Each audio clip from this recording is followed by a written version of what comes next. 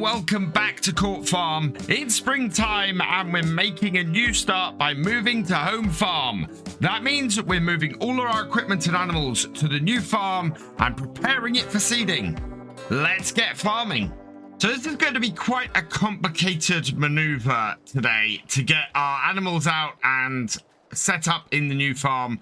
At the same time, without borrowing much money, if borrowing any money at all, we're going to have to sell off the pigs and the rabbits, I think, because there is no space for those down that way over at home farm. The chickens, unfortunately, I will have to sell all those off, but we're going to get a chicken pen eventually and replace them. The cows though and the sheep, those can both be moved over there, so we can take our cows over there and our sheep should be through the back here, I think, and we'll be able to take them with us as well, so we can load these up. Unfortunately, we've got only a single trailer full of these animals, of both the sheep and the cows. So first thing we're gonna do is head back to my kitchen. And while we're here, we're going to just quickly have a look at how we're going to buy and sell the land to make this work. So looking at this, our current value of our land, we've got field 40 that is worth 185,000, and we've got, farmland 40 that's worth 185,000, and farmland 49, which is worth 309,000 on here. So I'm going to immediately sell 40 to give us a good amount of money. So let's sell that off. Yes. And that then gives us not quite enough to buy the main farm. The main farm is located at 133, and that is 218. So what we'll do is we'll temporarily borrow a bit of money to take that up to 218, and then we should be able to buy the main farm. Yes, please. Okay, so that then gives us access to everything but an actual farmhouse by the looks of it, which is fine because I do actually have a mobile version of that at the moment. So we have home farm cows. We can take our cows straight over there and sort that out. What we then are going to need to do is buy the sheep area. The sheep field is here and is 68,000. And what I'm going to do actually is borrow the money to buy that as well. So we'll borrow enough to take that up to 68,000, and then we can buy that too. And that will give us the sheep as well, I think. Yep. So we then have the home farm sheep too. So let's go find our tractor and go and grab the animal trailer and load up the cows and the sheep and get them over to the new farm. I've begun to feel, after our first 7 episodes on this farm, being very constrained and unable to easily progress. We've got no arable land. We were stuck doing a lot of contracting work, and it really just made it very difficult for us to move forwards. Home farm is a slightly smaller farm, and it gives us 2 out of the 5 animals we currently have. We're going to add the chickens in as well, so that will give us 3 out of the 5 we have. And the 2 that we haven't got are the 2 that are probably the most difficult to manage and aren't going to make money for us in the time that we're planning on staying on this map. So this should give us a much better start. We probably end up with money left over from this move, which will be great. It should end up giving us 2 arable fields. I've got 2 arable fields that I've got my eye on. Those are sort of down the bottom, and they're about 120 each. The fact that we still have quite a good amount of money left. Oh, we do have the same issues with mud. We've got a really nice grass field here, although I think I'm probably going to have to cut that and then plow it and replant it in order to get the most out of it. And once I get the sheep moved now, we can load this up with the pigs. They're probably the ones we'll lose the most money on. We'll also lose money on the chickens, unfortunately, but they didn't cost a lot to start. And we'll lose money on the rabbits too, although we didn't get that many rabbits to start with. So we should be good all round, I think. Let's load up the sheep, move all of those to the trailer. I'm actually slightly surprised that we only got 8 sheep. Yeah, that was my mistake. I should have upped the number of this by another 4. Move to the trailer. We did have a full trailer. We now have a full trailer. Let's head over to home farm and get the sheep dropped off as well. I don't think it was much of a secret how frustrated I was getting with things last episode. I really had enough of all the gateways and the setups, and I very much felt like I wasn't going to be able to start any arable work with the new year. And we really, with only spending a couple of years on here, I really wanted to get some crops in the ground. So being able to do this and switch and make sure that I'm getting some land with my with the farm means that we'll be able to do some seeding to get some farms running and everything, or to get some arable work going, as well as all the animal work, and means that we will be moving a lot better on here and making money a lot more efficiently, I think. With our 2 main sets of animals moved, we can now load up the pigs and get them moved off here. And then we'll go and sell the rabbits and the chickens because we can't transport either of those sets. So let's load up all the pigs. Yep, that is all of them. Okay. And then while we're here, we're going to pop into here. We've only got... Oh, wow. We already have... Oh, no, we don't already have baby rabbits. We're not going to lose, actually, that much. We're going to lose £3 a rabbit on these. So, yeah. 10 rabbits. Let's sell all of those. So, not a massive loss. We did incur a fee, of course, as well. So, not a massive amount that we lost on those. On here, though, we've got... Wow, the chickens have already finished off all of their feed. But we need to sell all of these chickens. So we'll take that right down. And we got a full set of 50 chickens, yeah. So sell those off. Those are going to make us nothing. We lost a lot of money on those chickens. So that should mean the only animals we have are the home farm sheep and the home farm cows. Everything has been removed from Court Farms. We do have some milk sitting here. I'm not too worried about the slurry, but if I come over here, we've only got 177 liters of milk. That's not worth much. We do have 2,000 liters of slurry already, though. Interestingly, I'm slightly amazed by that, but I'm willing to leave all of that. None of that is worth a huge amount. We did spend a whole load on food, unfortunately.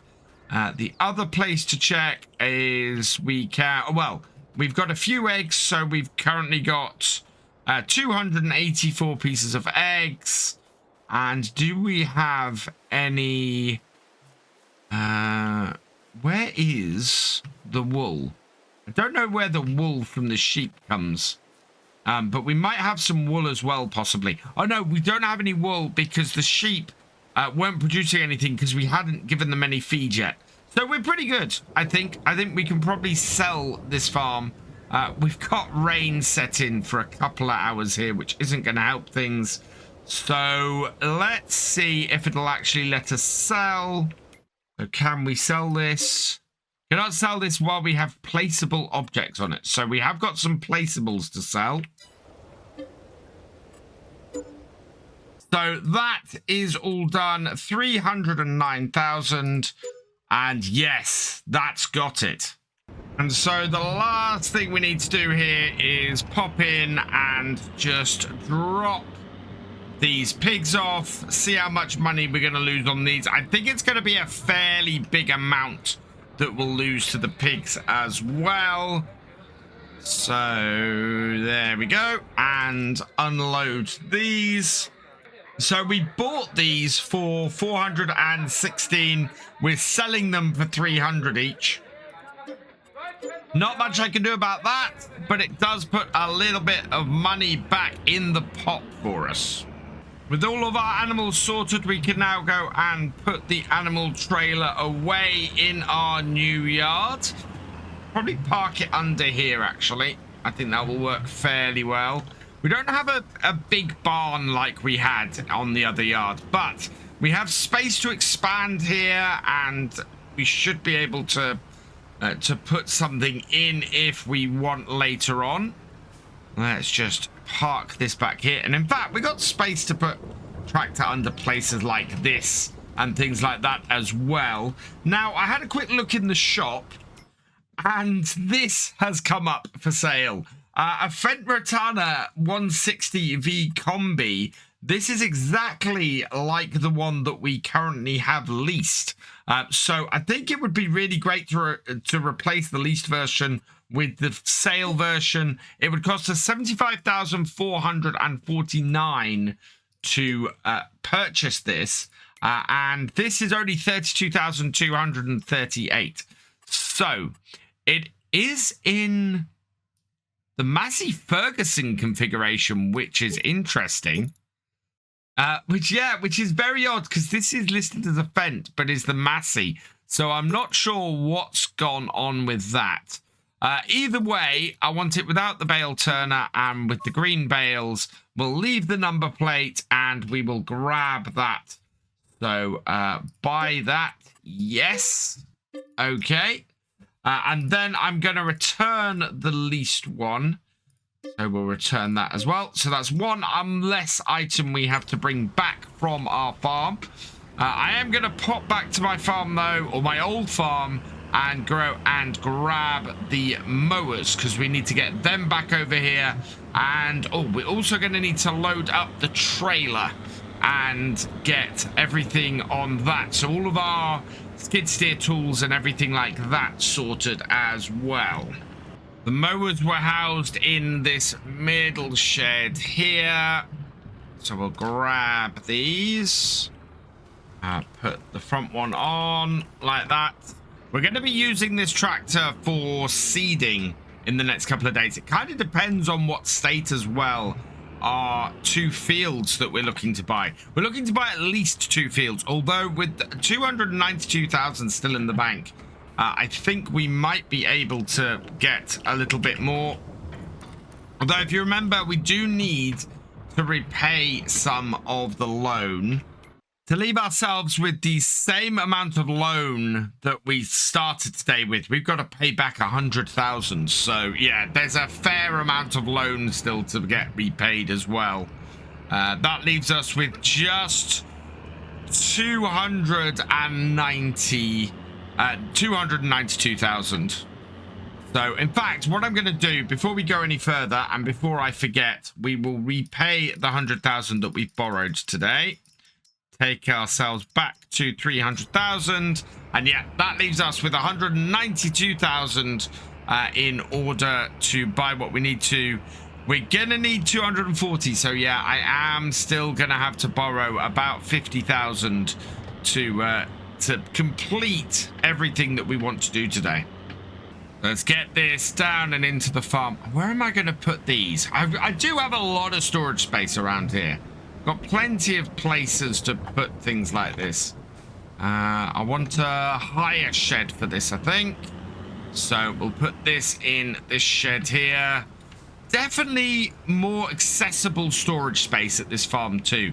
It feels much more open and much more easy to manage all of my equipment and the whole farm and everything.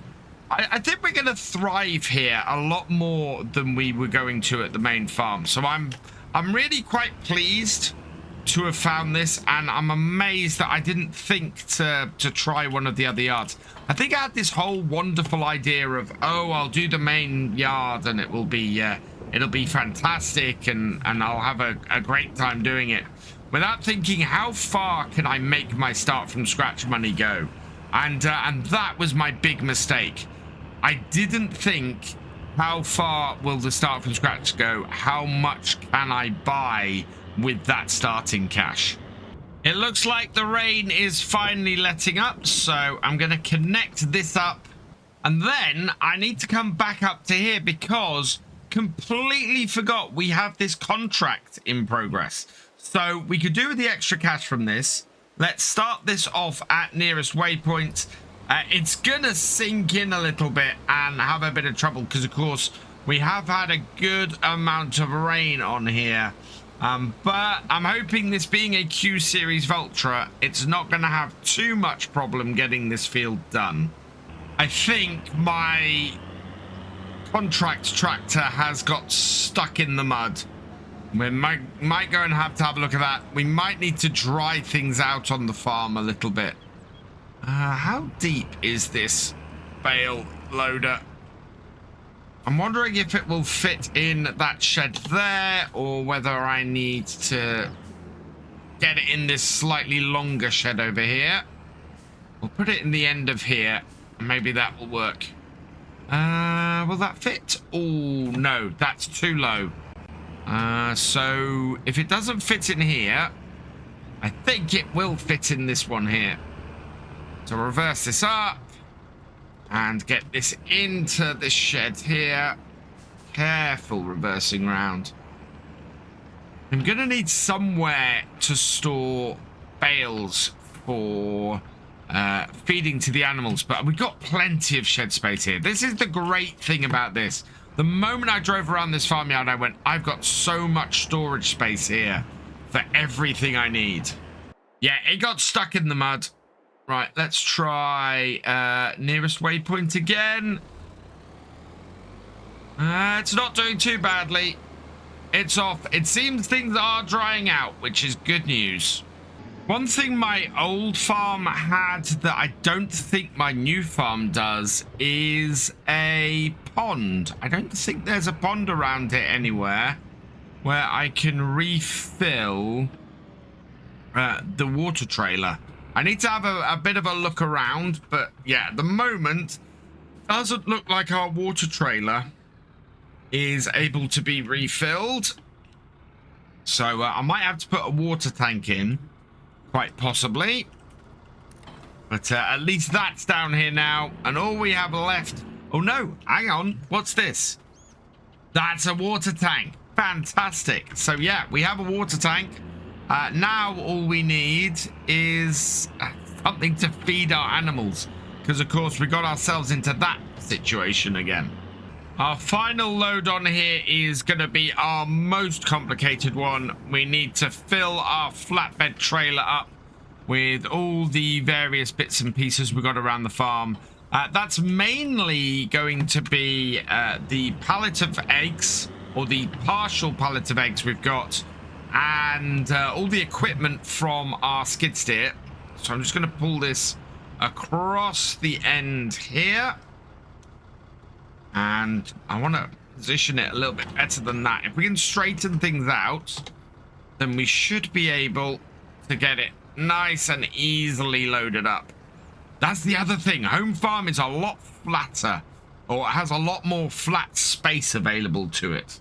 I get the distinct feeling that I didn't necessarily need to sell everything that I sold on here, placeable wise, in order to actually sell the yard. I think part of it might have been that I just had that bag sitting there, and I'd actually quite like to have taken that bag with me. I need to set a new sleep point. I did pop out of the game and pop back in briefly, and found that I respawned in the house. So I'm a little disappointed that when I sold this land, I didn't end up selling the sleep trigger in the house, which is unfortunate. I really would have preferred that had gone at the same time. And I'm not sure placing a sleep trigger at my new farm is going to mean that is my spawn location as well.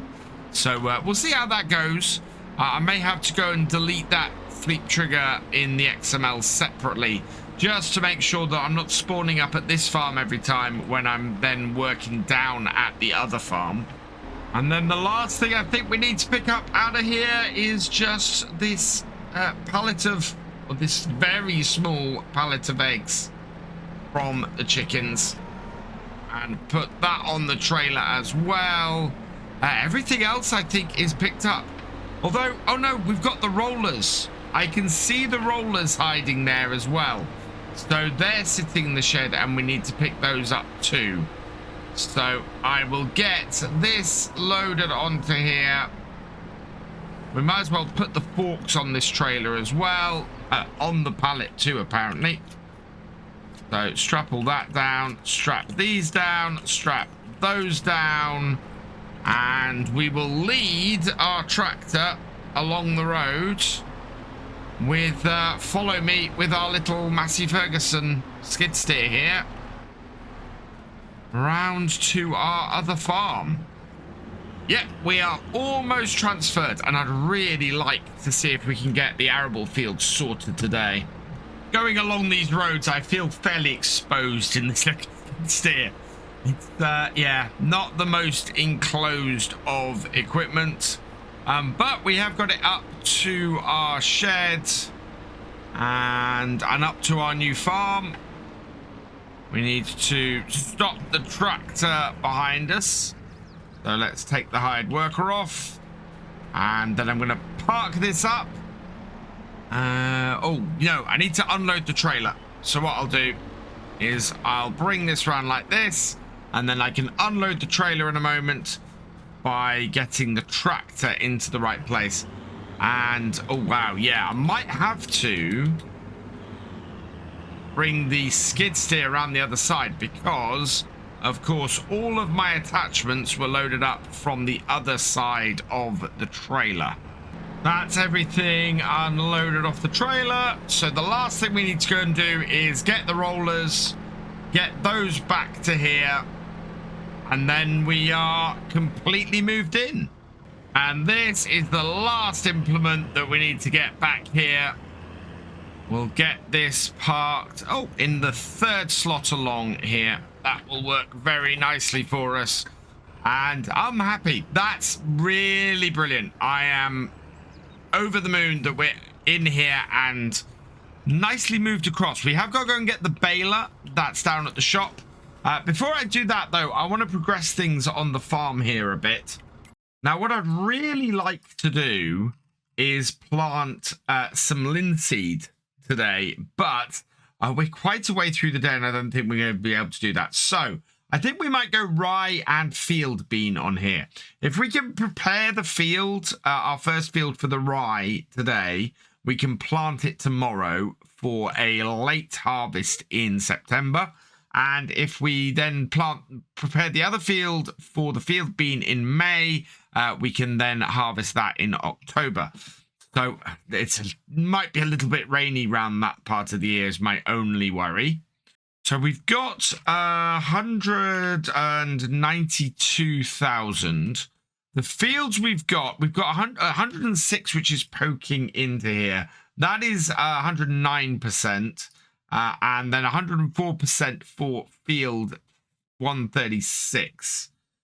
It's much of a muchness. I'm going to go for the slightly cheaper 106 because it does penetrate into our farm a little bit. So we will buy that field. Yes. We will also, I think, buy this field here, 107 for 10,800. So I'm going to buy that right now as well. That leaves us with 61,308. Now, something we do need to do to try and improve our scores, because we've got a 50% score on this at the moment. So that's not too bad, but I want to get these fields scanned. So if I select this and we purchase the soil information, that's only 3,150. So yes, we'll purchase the information for that. This, purchasing it that as well, that is 350. So yes, please.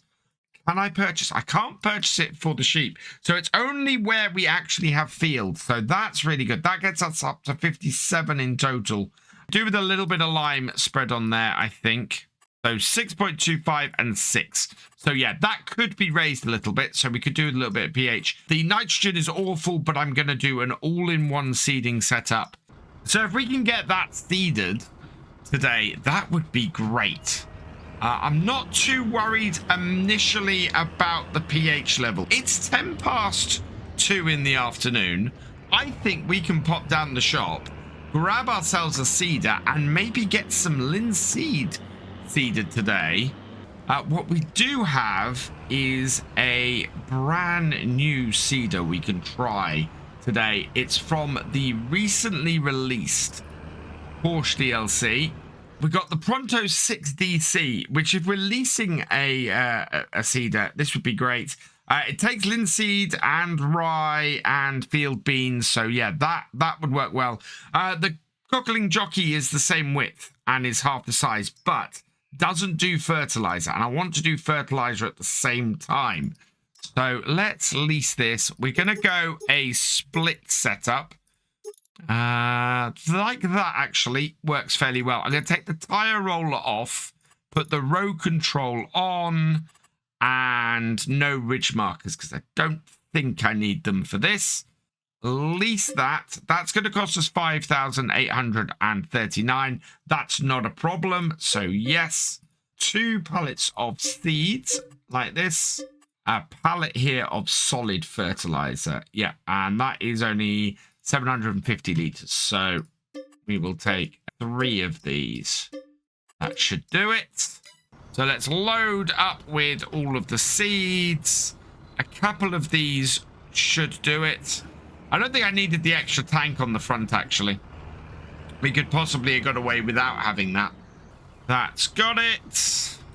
And we'll head out. And this is a modded enough seeder that we can use all the precision farming stuff on it. So I'm very happy with that as well. GPS would be a nice addition for this job, but to be honest, we don't really want to be spending that extra money at the moment. Oh, one thing I am going to need to do, and probably won't have a chance to do today unless we're very lucky, is get this rolled. I'm going to have to get a roller on here to maximize that. We're going to be putting a lot of fertilizer down this first run as well. With the very strange shape of this field, I'm not 100% sure how to actually plant it. Ideally, I want to go across the slope. So I'm going to plant this area of the field first, which is a little bit of an odd shape. And then I'm going to go across the field further down it. That way we should be able to get across the field and do it properly. I'm doing the headland areas first, I think. It seems to be a bit of a coin toss as to whether people do the headland areas first or do the body of the field first. And this being a modern planter, I think that's probably a good way to go, is to get the headlands done first here. So this bit up into the corner here, and yeah, getting a 6-meter planter on here, absolutely the right plan to do. Fits this farm really well. We've got good access to the fields, and it's going to allow us to get crops in quickly, which when we're doing single day seasons, that is going to make all the difference. There is one thing that I feel I absolutely got right on the start of this series, and that is this tractor. It has been absolutely perfect. 200 horsepower is brilliant for this, and it is going to give us so much access to everything that we want to do over the next few months. We should very easily be able to get our field of rye in next month. If I can get a third field and get some field beans in, I will probably do that as well. But this tractor is absolutely in that sweet spot that allows us to use a 6-meter seeder like this, and all of the equipment for mowing and creating silage and everything like that. I am so completely happy with this tractor. It's amazing. I think this has got to be one of my favorite tractors I've had on a series. It just works exactly the way I need it to. Vulture has finished work and finished the contract, so we're going to go in and collect that. Absolutely perfect. Wow, still a fair amount of stuff there. A weeding contract. Wow, weeding contracts are really worth nothing. Last couple of rows of linseed to get in. And this has gone really well. This cedar is perfect for our farm on here, and I am so happy I went with this one. It is absolutely spot on. Last little section to do, and that is done. So we'll fold this up, and we need to go and find the biggest roller we can, because it is 4:45, and we need to get this field rolled today as well to get the most out of it. Back down to the shop. We want the largest roller that we can get. It has just gone 5 p.m. The largest roller we can get is, well, 160 for 12 meters. That's good enough on its own, a 12-meter roller. BKT tires on it. Let's lease that. We could buy it, but to be perfectly honest, with as often as we're using a cedar and a roller and things like that, it makes more sense to lease this stuff at the moment. Keep it around, and then if we ever have enough money to buy it, we can buy it outright. But this at the moment, this is working absolutely fine, leasing most of our equipment. Having a bought tractor, that works much better considering how much we use it. But leased stuff that we're using occasionally, much better way to go. And it's 20 past 5 at this point, and we want to go, I think, straight down the bottom end of the field, snake our way up the field, and then just do as much of the headlands as we can roll. I'm going to be so pleased if we get all of this done today. I did not expect to have my first crop in, but it seems like we're going to get it in. And there's a really decent amount of fields connected around our farm here. I think this is going to fit in really well as a farm for us to work on.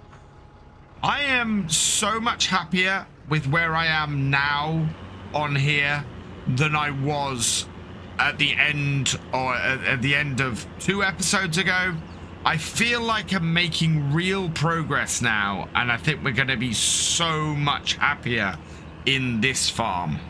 Sun is setting so fast now, but for the first time in a few episodes, I have a big smile on my face. I am so much happier now. This has been my best day yet on this map. And it's made all the difference. Having a farm that I feel that I am making progress with, that I can actually make a difference on, is just making me so much happier. We have a whole load of silage bales that are fermenting. Those should be ready tomorrow. We're going to have to weed this field tomorrow as well.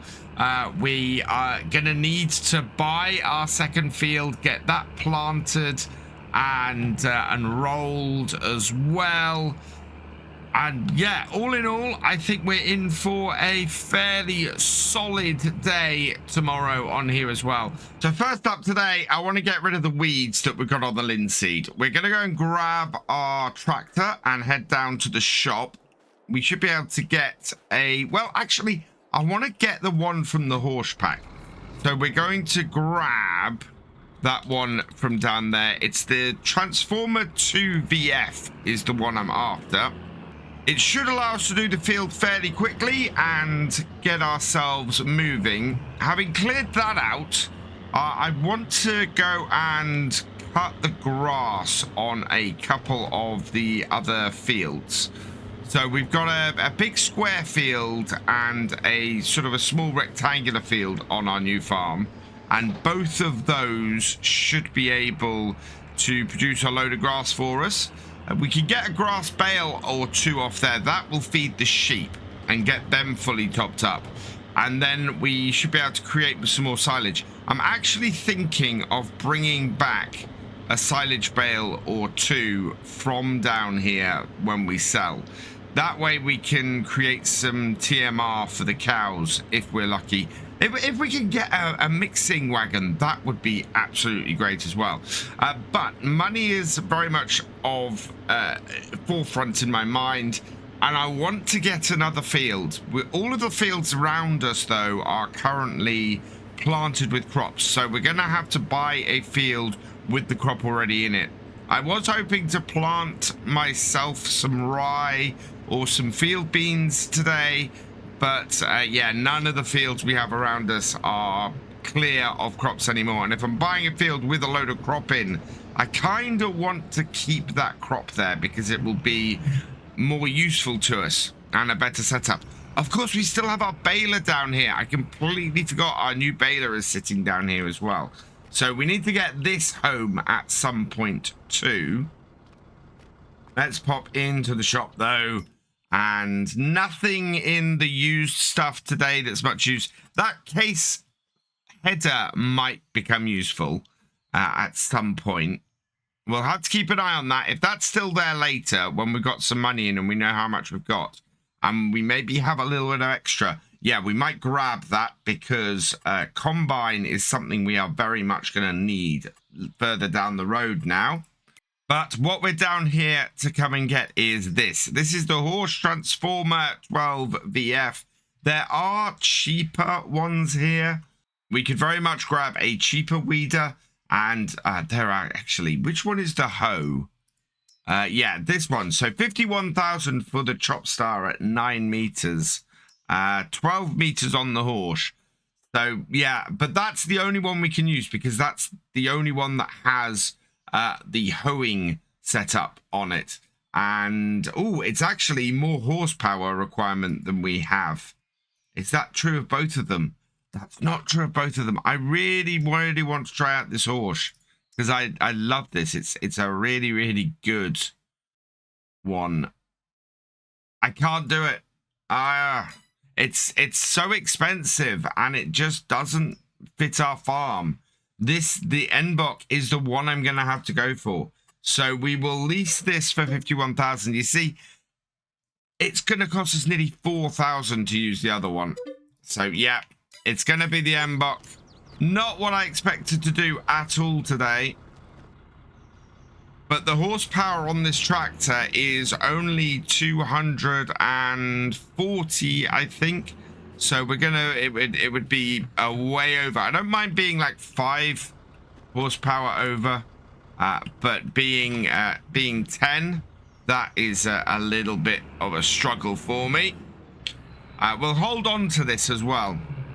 Like lots of our stuff today, we are very much, or like much of our stuff on the farm, we're holding on to the leased stuff.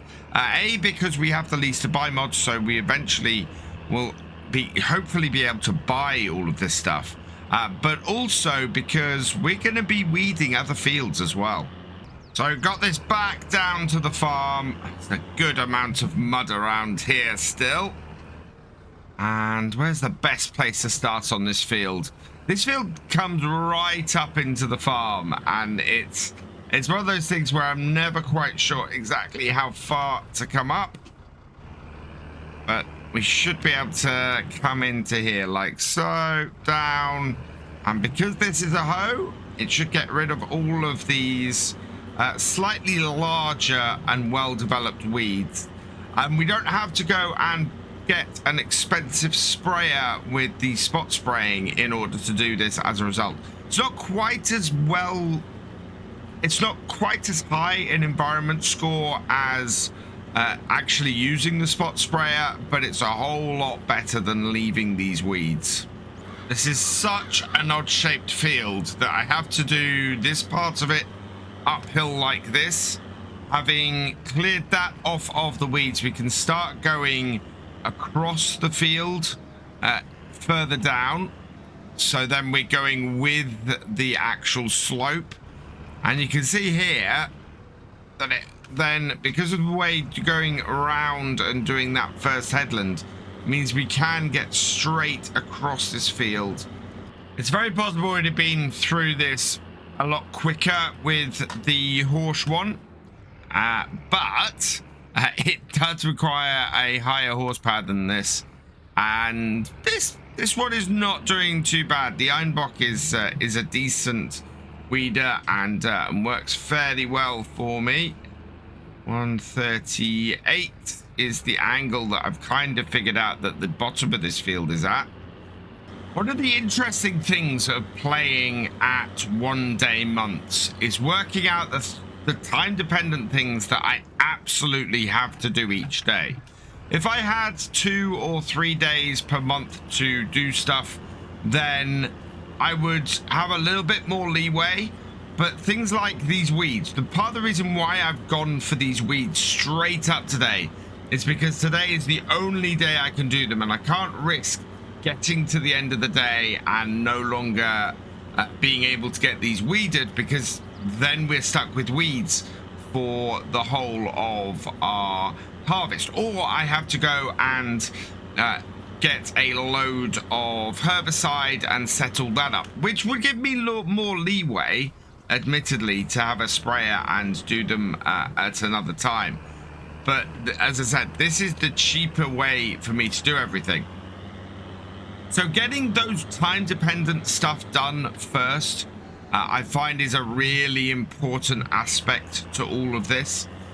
So I'm very, very happy now to have got these weeds done and for us to be able to go and do one of the other jobs we need to do. I think we might go and sell the silage next, because if we can get that silage sold, we can then get another field, and if it does need rolling, we'll then have the time to do that. And of course, that is another time-dependent job for us to do. I think the only thing that disappoints me about this farm so far is that we have a workshop space in here that I don't think has any workshop set up. So yeah, lots and lots of workshop here, but no way of actually using it as a workshop. It's not built into this farm. I have just turned on the interactive markers you can see over there, because I had them turned off for recording my roleplay. And yeah, there is nowhere around here that would be a workshop. So maybe I can get a mod and install it in here that makes this into a workshop. But it's a little bit annoying at the moment that I can't do that. So with our immediate time-dependent job sorted, we can come down here to the BGA and start making a bit of money. As I said, I might get one of these bales, or a couple of these bales, up to the top to feed the cows, but we can't feed the cows silage directly, so that will require a mixing wagon as well. I think it all depends on how much money we end up with here. Now, the best place for silage at the moment is folly down bales at 312. We obviously have dropped all of these off at the BGA. So let's see what the BGA price for silage is. Biogas plant is 306 versus 312. So it's not a massive difference between the two. Not so much of a difference that I'm going to worry about loading all of these back up and getting them down to folly down bales. So yeah, we've got them at the BGA. This is where we want to sell them. Now is the moment of truth. Have we managed to improve our environmental score to the point where we're going to get a really good bonus for this? Whoa, off my spikes. And hopefully that will put all of them into the sell point. Yes, we're now in the positives with the environmental score. That is brilliant. This is the last 3. Well, we've got 6 bales left. If we put these 3 in, hold the last 3 back for feeding cows. We've got 1 floating over here because the 2 underneath it have been sold. So that drops down. Get those sold. And then that will drop down because my forks are close enough. And 11,676. That is absolutely brilliant. So where does that leave us in buying a field? As I said, the 2 that I've really got my eye on are 59 and 58, both of which have crops in them. In fact, all of the fields around us have crops in them now. We've got how much for these 2? So Farmland 136. That is 121,000. We still need another 10,000 to buy that one. And this one is 124,000. Look at the yield potential, though, on 94. That would be an absolutely perfect field for us to grab. So I don't mind borrowing 15,000 if it means we can buy it. How much does that take us? So we're keeping our loan actually really well under control at the moment. And then I'm going to invest in field 58 because that currently has that field bean. Oh, that has field bean in it. So yes, we definitely want that with that potential. Let's buy that land then for 124,000. That only leaves us with 1,732. But that's not the end of the world. Let's have a look at the state of this field. Does it need to be rolled? So it's got no weeds in it at the moment. Does it need rolling? It doesn't need rolling either. It doesn't need plowing. That's actually really good. Knowing that these fields here don't need plowing, that's brilliant. Yeah, that's really, really good. It is full of stones. So it might be a good idea to roll it just to get rid of those stones, maybe. But otherwise, yeah, that's really, really good. So now I need probably a feeding wagon, I think. So we've got quite a lot of options here. We don't have a huge number of cows. Yeah, I think that little Strollman Vertimix 1050 holds only 10,500 litres. But will mix things for us fairly well and is very cheap compared to all of our other options that we've got around here. You can probably borrow it without too much cost. I think I'm going to get a little bit of a splash of extra colour on there for that. License plate. Right, let's lease that. £459. Seems so very little to spend on leasing that. So we'll bring the Fent down to the shop and pick that up. And we'll head over to the BGA to put one of the silage bales into it. Am I going to have to borrow a load of money to get a hay bale? Round hay bale, no, that's 980. I don't know how much is in that. 450 litres, actually, 4,500 litres. So that should actually be fine. Let's grab a silage bale off the top here. Right, down on the floor. Take it off. Because, yeah, I'd like to unwrap it first. Now, this takes 10,000. We've got 4,500 here, 5,500 here. So load that up. That should then go into the mix there. Yep. And has that fully gone in? Yes, that has. Right, let's get the silage bale in then and see how much this takes. Does this take 11,000 litres? No. Okay, let's get this back up to the farm and we'll see if we need to go and do that again. Back to the farm with it and we should come straight in. And the cows are over here. What side is my tip side at the moment? Oh, there we go. Tip side left, tip side right. So we want tip side left. So we should be able to empty this oh, there we go. There we are. That's emptying out now. Straight in with our cows. And we've not got many cows. So I'm expecting even just 10,000 litres to last us quite a while. And yeah, 9,900. So it's not a huge amount. It might last them a day or so. I think we want to buy 2 more bales for 2 more hay bales and get the rest of our silage bales. So the 2 silage bales we got, we want to get those back here as well. And yeah, that will then give us a good amount of feed. Also, I don't want to drive through that end. Look how dirty I've made my mixing wagon already.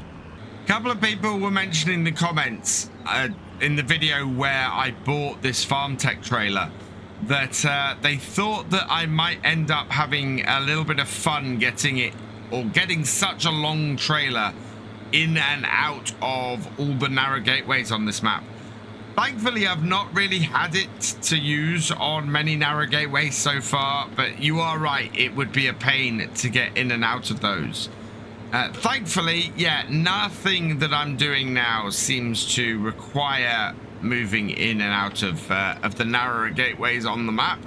So I'm quite happy with the trailer.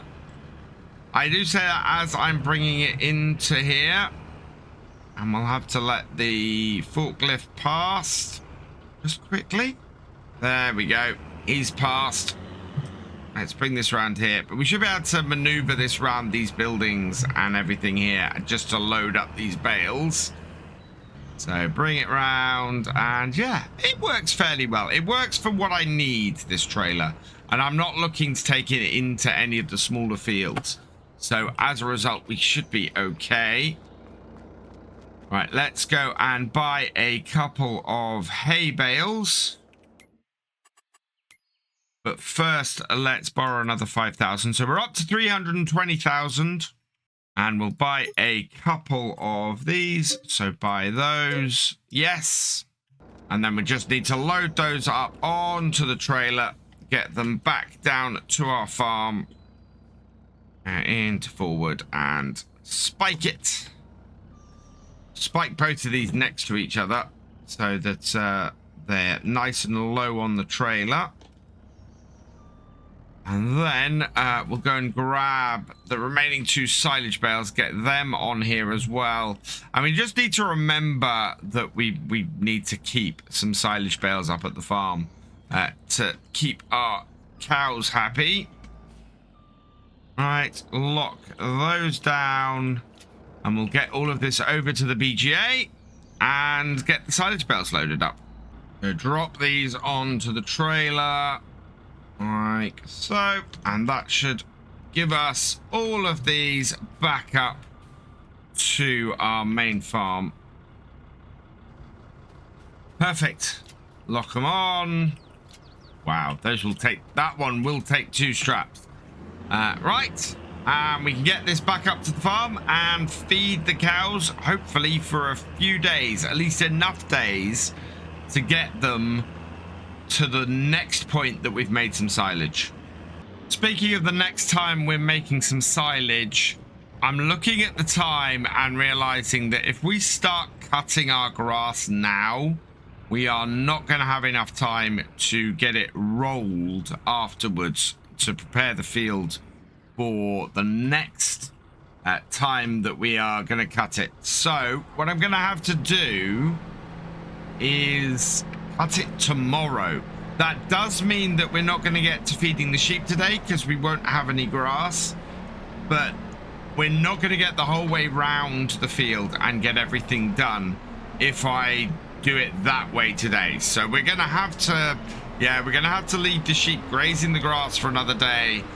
I don't think that they will take that as feed, unfortunately, so they won't be producing any wool.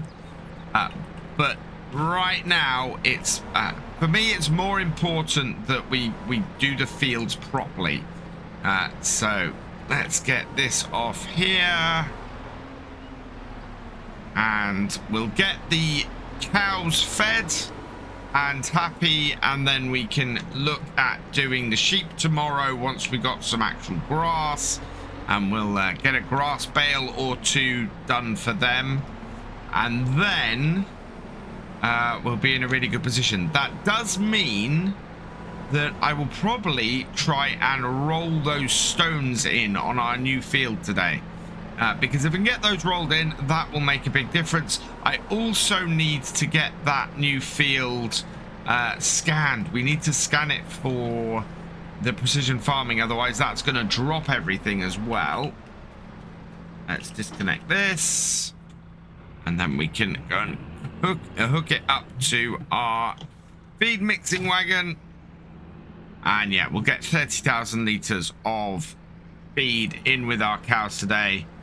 That's a really good system. I don't plan to actually make any hay bales myself. We will continually buy hay bales because we can make more off the silage bales I think we can basically buy four or five hay bales for every silage bale that we sell. So yeah, it makes far more sense for us to do that.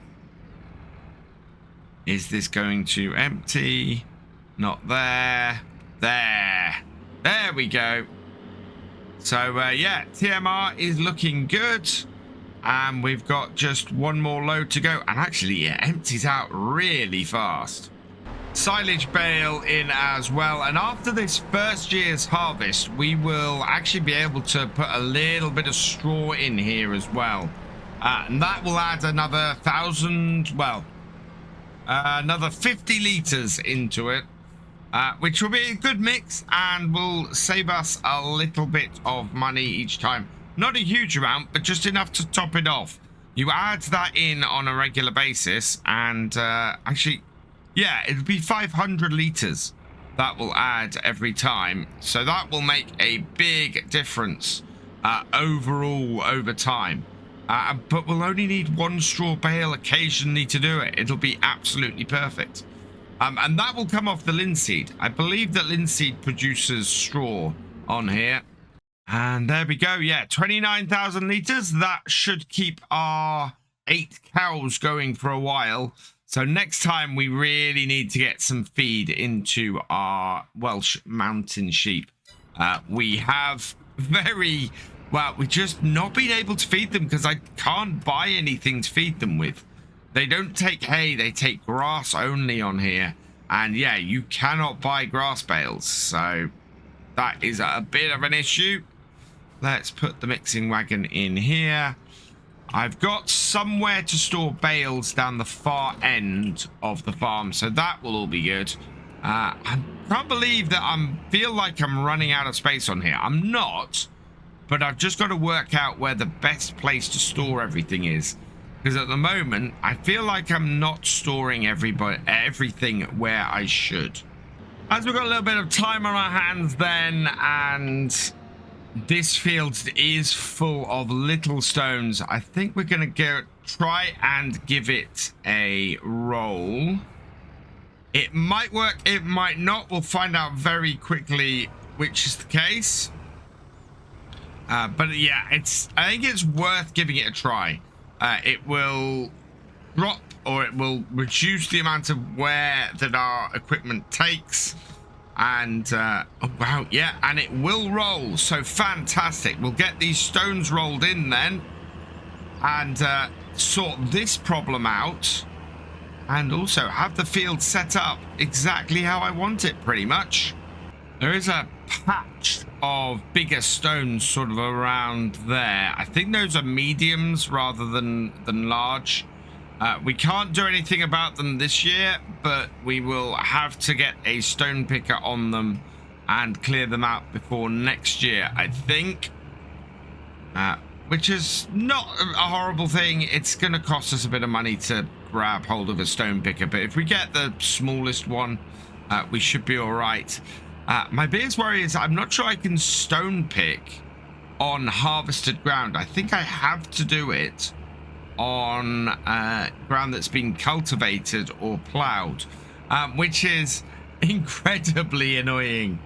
I don't have a cultivator. I purposefully don't have a cultivator on here. I like doing direct seeding and direct working fields, so that is going to be a little bit of an issue for us. It's going to cause a problem if we're unable to pick that without cultivating it. We might actually have to get a cultivator just to do that tiny patch of stones.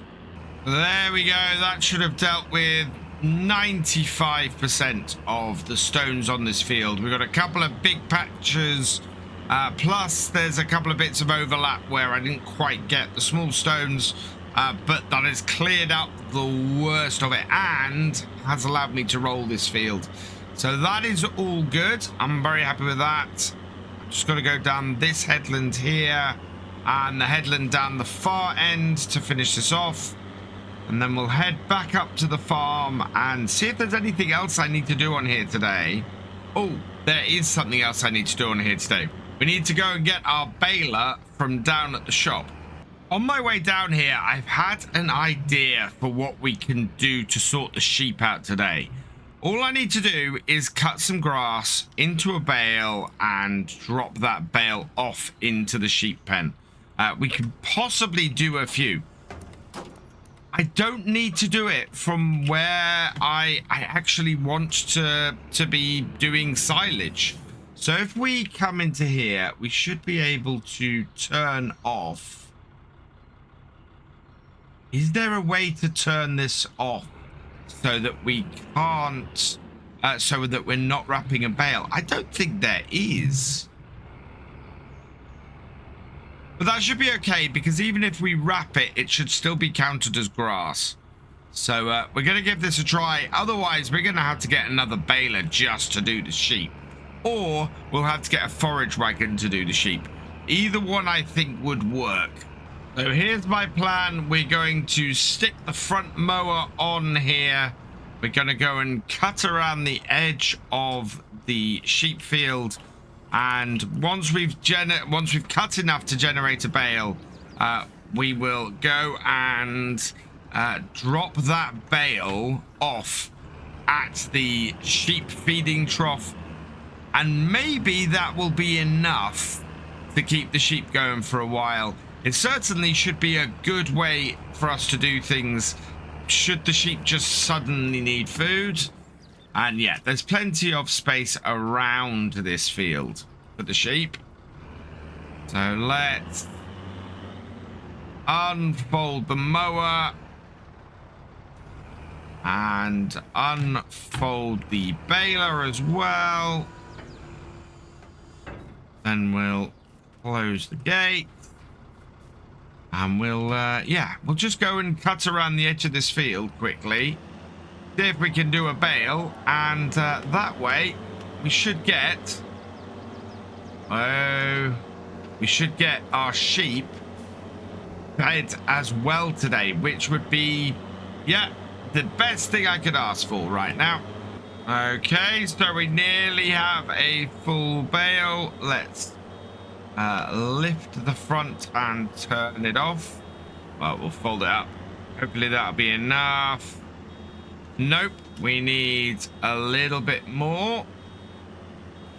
So unfold the mower, turn it back on, go a little bit further, turn it off and lift it.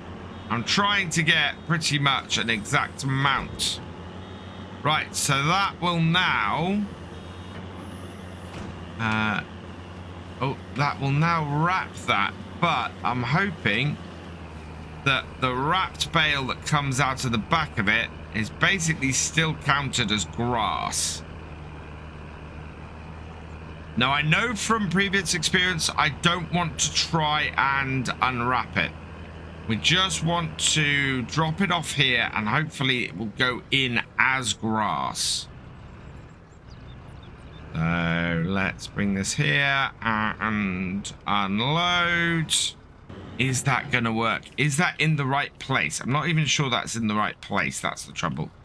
So that is grass. That is counting as a grass bale. We just need to grab this from over here and see if it'll go in. If this doesn't, I am going to need a forage wagon, because I've got no other way of feeding the sheep if I can't use my wrapped grass bales to do it, because I've no way of turning the wrapper off, and yeah, I've therefore no way of preventing these getting wrapped. All right, let's try it. In it goes, and yes, look at that. Fantastic. And one bale was enough to do it. And yeah, they should hopefully get or use all of that before they go any further. So brilliant. That works. We only need to go and grab one bale every so often to feed our sheep. And it should use all that bale up, hopefully, before it fully ferments. I just need to put these away, and then we've got one last job to do today. Now that the sheep are fed and going, Detach all of that. Oh, catch that. Catch hoses. There we go. Once we've got that all done, all we need to do now is get the water to our sheep. And that will be the animals fed. I did not think we were going to manage that today. I absolutely thought I wasn't going to be able to do the silage. So as a result, I wasn't going to be able to feed the sheep. But we can. We have done it. We've worked out a way to do it, and it takes only a single bale. So we'll refill this with water and go and give the sheep some of that to finish them off. There we are. That's full. Let's go and empty this out. And that has been a very productive day on the farm. I am amazed at how much we got done today. We've managed to weed our crops. We've managed to get a new field and roll that thanks to selling all of the silage bales. We've worked out a way to actually feed the sheep that isn't going to cause us a big problem in the long run. So that's absolutely perfect as well. And yeah, now we fed them as well. Now we should be able to give them water as well. And yeah, the cows are fed too. That is brilliant. We're starting off down at the shop today. We have something in here in the sales, in fact, that's come up that is just massively useful for us. 36,893 for this Class Mega 203-204 combine. Absolutely perfect combine for what we want on the farm. And it's not in great shape. You can see it's missing quite a bit of paintwork. So if we wanted to get it repainted, it would take a bit of work. But it should do pretty much exactly what we need it to. It's got the wide tires on it as default with the Trelleborg. Not really many other options on there. It has got manual discharge as an option on there. But otherwise it's good. We do need to get some extra cash for it. So we currently have minus 3,473. So we're going to have to borrow at least 40,000 in order to get this. So if we have a quick word with the bank, 40,000 should be fine. We do need to get this back down to sort of 300,000. So we'll take it up to 41,000. We're up to 365,000 on our loan. And that means we should easily have the 38,000. So we'll put the Michelins on this. Gives us a little bit more horsepower to play with if it's a 204. So we'll do that. Cabin, we've got the old shape or the new shape. It adds 7.5 grand on. So it's going to be the old shape cab.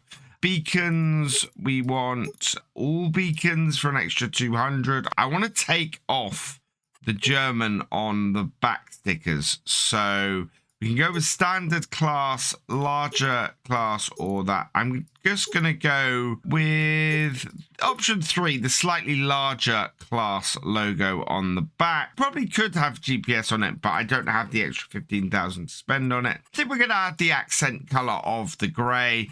And then license plate, we need to go and find somebody from Patreon. Congratulations to Simon Hardy. You've been selected at random from the producer level patrons to have your name represented in the number plate on our combine. So I've gone with HF for Home Farm 02 because the Class Mega was produced from 1999 through to 2004. So nicely in the middle of that. And HDY for Simon Hardy. So congratulations to you. We are going to go okay to that. And then we're going to buy ourselves a combine. Yes, I do. And there we go. Sitting outside the shop waiting for us. Yeah, it has got quite a few paint chips and everything on it. But should do us fairly well, this. We'll come and get a header for it later. For now, I want to start this up. It's actually in pretty good condition. We shouldn't need to do any repairs straight away for this. We might go and do that. In fact, let's just take this into the workshop here and see if we can get it repaired up on our way. So park this here. And yeah, the repair is actually quite cheap at the moment, so we'll get it fully repaired before we take it. It does have quite a lot of paint or paintwork that could be done to it, but I'm not too worried about that. Missed the shop. Wow, that was close. Right, let's get this back up to our farm and we can get working on the grass. This is going to be the trickiest bit on my whole journey back. There's a tree branch here. Yeah, that tree branch I have caught myself on way too many times so far. The fact that we've managed to get the combine past it, no problem, is really good news. So we'll get this back down here and through the gates. And we've got our combine back to home farm. I just need to work out exactly where I'm going to store this now.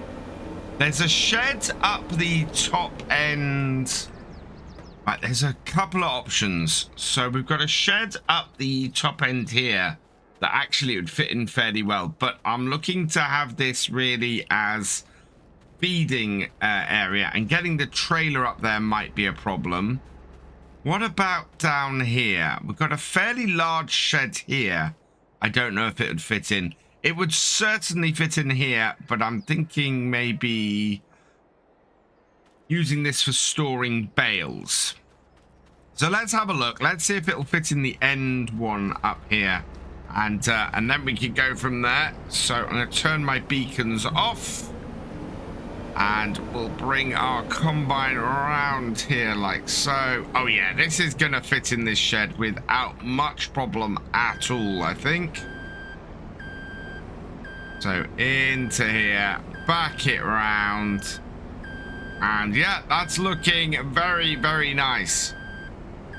That will fit in here perfectly. And we should be able to get the header trailer in as well, I think. So we'll leave that there. And we can start turning our attention round to our field and grabbing our Fent Favret 822. I can get in the right machine.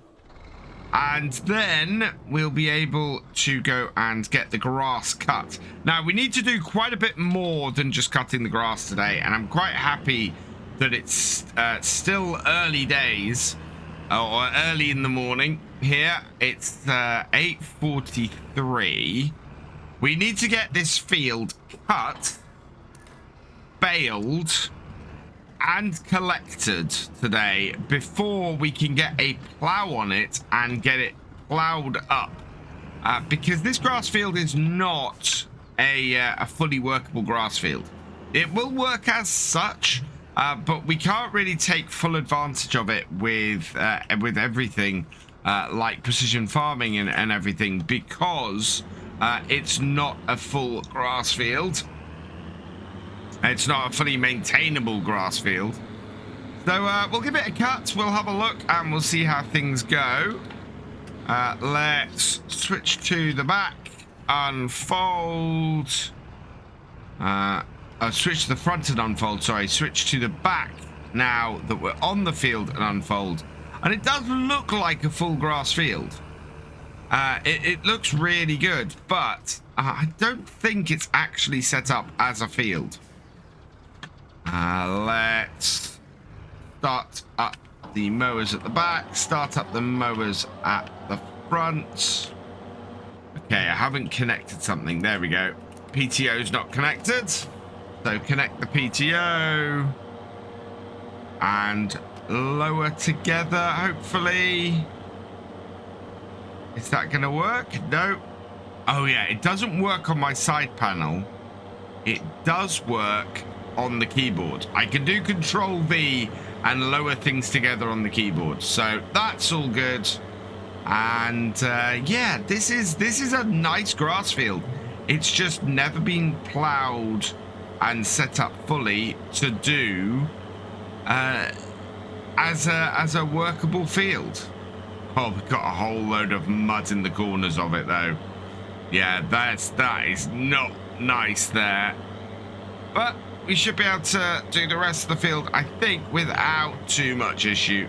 I really need to get my workshop sorted out on the farm because this tractor is getting very close to needing some work on it. We also going to need to fill the fuel tank.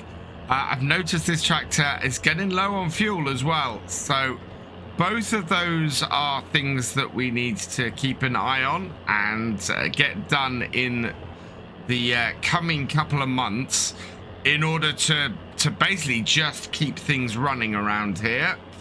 I very much hope that it's not going to be too much of a hassle to do either of those. Once we actually sell this, sell the silage that we're going to get off this field, I think we'll be fine. I think we'll be able to do both of those things. We'll get a nice full fuel tank on the farm, and we'll get a good set of repairs done to this.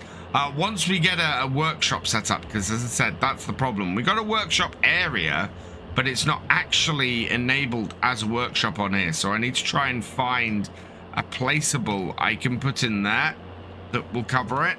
Let's lift the front mower and then lift the back mowers. Perfect.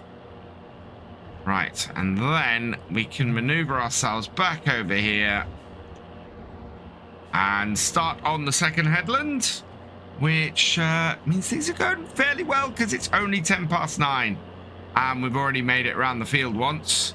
Let's go around again and then we can start cutting in and getting the rest of this field done. That is some pretty good timing. Interestingly, despite this not being a field, I'm still getting a yield map off here, which is good. I'm happy to see that. I just want to double check though that I'm right about the whole setup on here. That's interesting. That is coming up as field maybe now that I've cut it. I'm wondering if there's been a change to precision farming, because at the moment that to me shouldn't be coming up as field.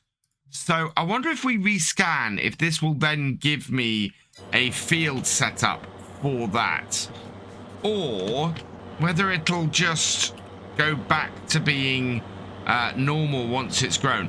It would be really, really cool if I didn't have to replow this field to get it to work properly with precision farming. I think it's going to be a little bit of experimentation. I think we'll roll it. We'll see if that works and that makes a difference. I think I've done this at the wrong angle. I'm kind of cutting it uphill, and we don't have that much overhead with our horsepower with this tractor and these mowers.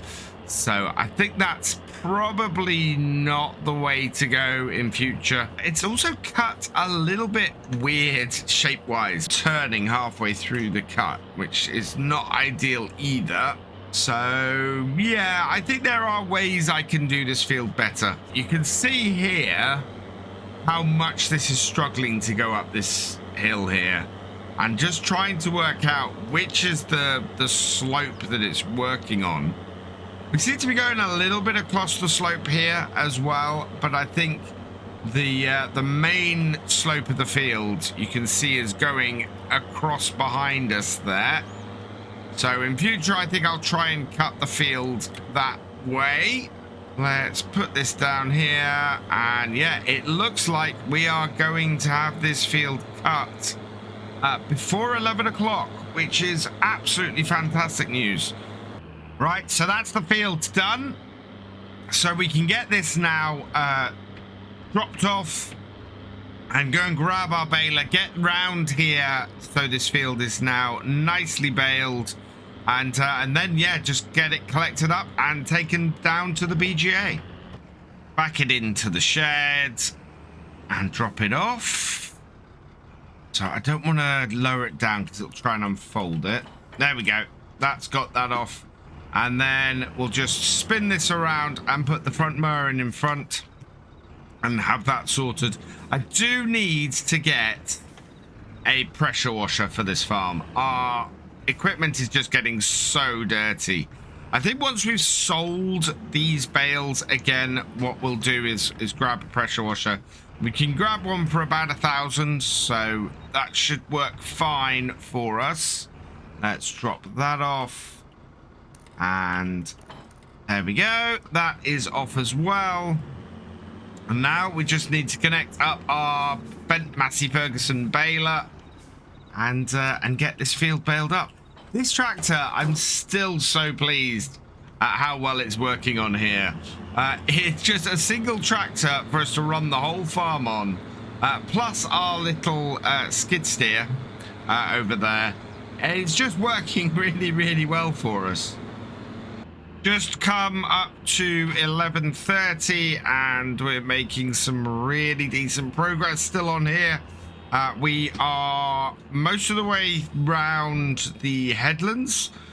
We've already got probably half a dozen to a dozen bales off here already, which is just immense. I mean, the yield on here is fantastic, and I am so pleased about that. I was worried that we were going to end up with this field giving us fewer bales than our previous field did, the one that we sold in order to be able to buy this farm.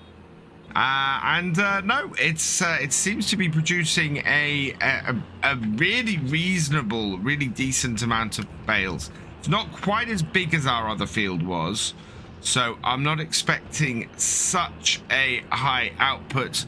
But I don't know. It's really, really good. We seem to be getting a decent number of bales off here. Given the yields that I'm getting off here, I don't know if we actually need to worry about ploughing this in and replanting it. I'm not sure there's actually any advantage to it. We know we can track yields on here as a result of how this is working. And yeah, all it's going to do is cause us to have to do fairly unnecessary work in order to get... I'll turn that off. Let's try that again. It's going to cause us to do fairly unnecessary work to keep our environmental score up on this field if I go and do that. So I think we'll just try and avoid doing that and just roll this in. It will save us time. It will save us effort. Overall, it should be a better way to do things. Let me know what you think in the comments, though. You know, should I need to go and spray this and weed it and everything like that, or shall we just leave it and have it as a meadow like this that we cut and bale on a fairly regular basis with a half decent yield? I mean, that's the thing. It's not like the yield is horrible on here by any stretch at all. Yeah, you can hear the beep. We are running out of fuel in the tractor. We are going to have to deal with that in the near future. Hopefully these will ferment in the next couple of months and we can make a bit of cash to do that. The other thing is, if we get this field done today, we literally have nothing to do on the farm in June. So that means we can go and do contracts next time and try and earn a little bit of extra cash that way, which will be really useful because, yeah, as I said, we need to buy fuel and we need to repair this tractor. So being able to do both of those after a couple of contracts would be really, really useful. This will be our 24th bale and therefore will fill a trailer. So we are looking at a lot fewer bales off this field than we had off the other one. That is not surprising and does not worry me in the slightest. What we'll do is we will put a full trailer of bales down by the BGA, and then that will be to sell off later, and whatever we have left over on this field, however many bales are still kicking around here, we will then keep those for the farm and to feed the cows. Last 3 rows to go, and we've got a decent amount of grass left here to do. I think we might end up with maybe 28, 29 bales. Oh, easily. That's our 27th out. So, yeah, I don't think it's going to quite make it to 30, but does look like we're going to make it to 29.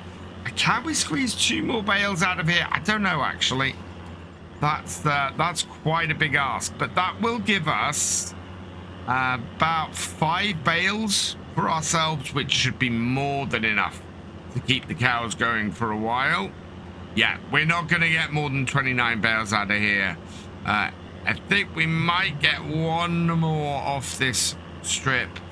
We've been fairly good at getting all the grass up off the field, though. So 1 more, and as I said, we'll take the entire trailer full down to the BGA for selling later. Is this going to actually do it? 94% full. There must be enough grass kicking around this field somewhere just to finish this off. It's next to nothing that we need, and we've got a few spots. You can see there's a few spots just around the field that we might be able to just nick a couple of percent of grass from. I don't know. I think we might actually be a little bit short. I have scoured every inch of this field and I am just 5 liters short. I am now 3 liters short of a complete bale. Is that a small patch of... Yes, it is. There's a small patch of grass right by this bale here.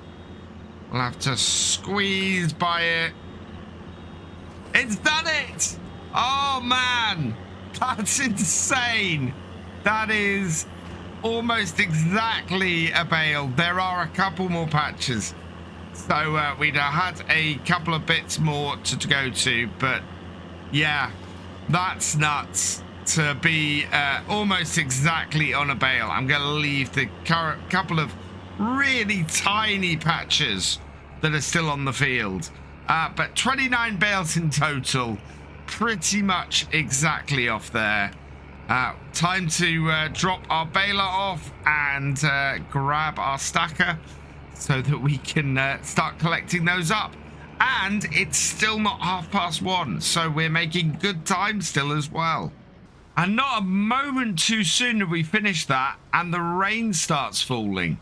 That is about perfect, because it means that we've managed to wrap all the bales before they've got wet.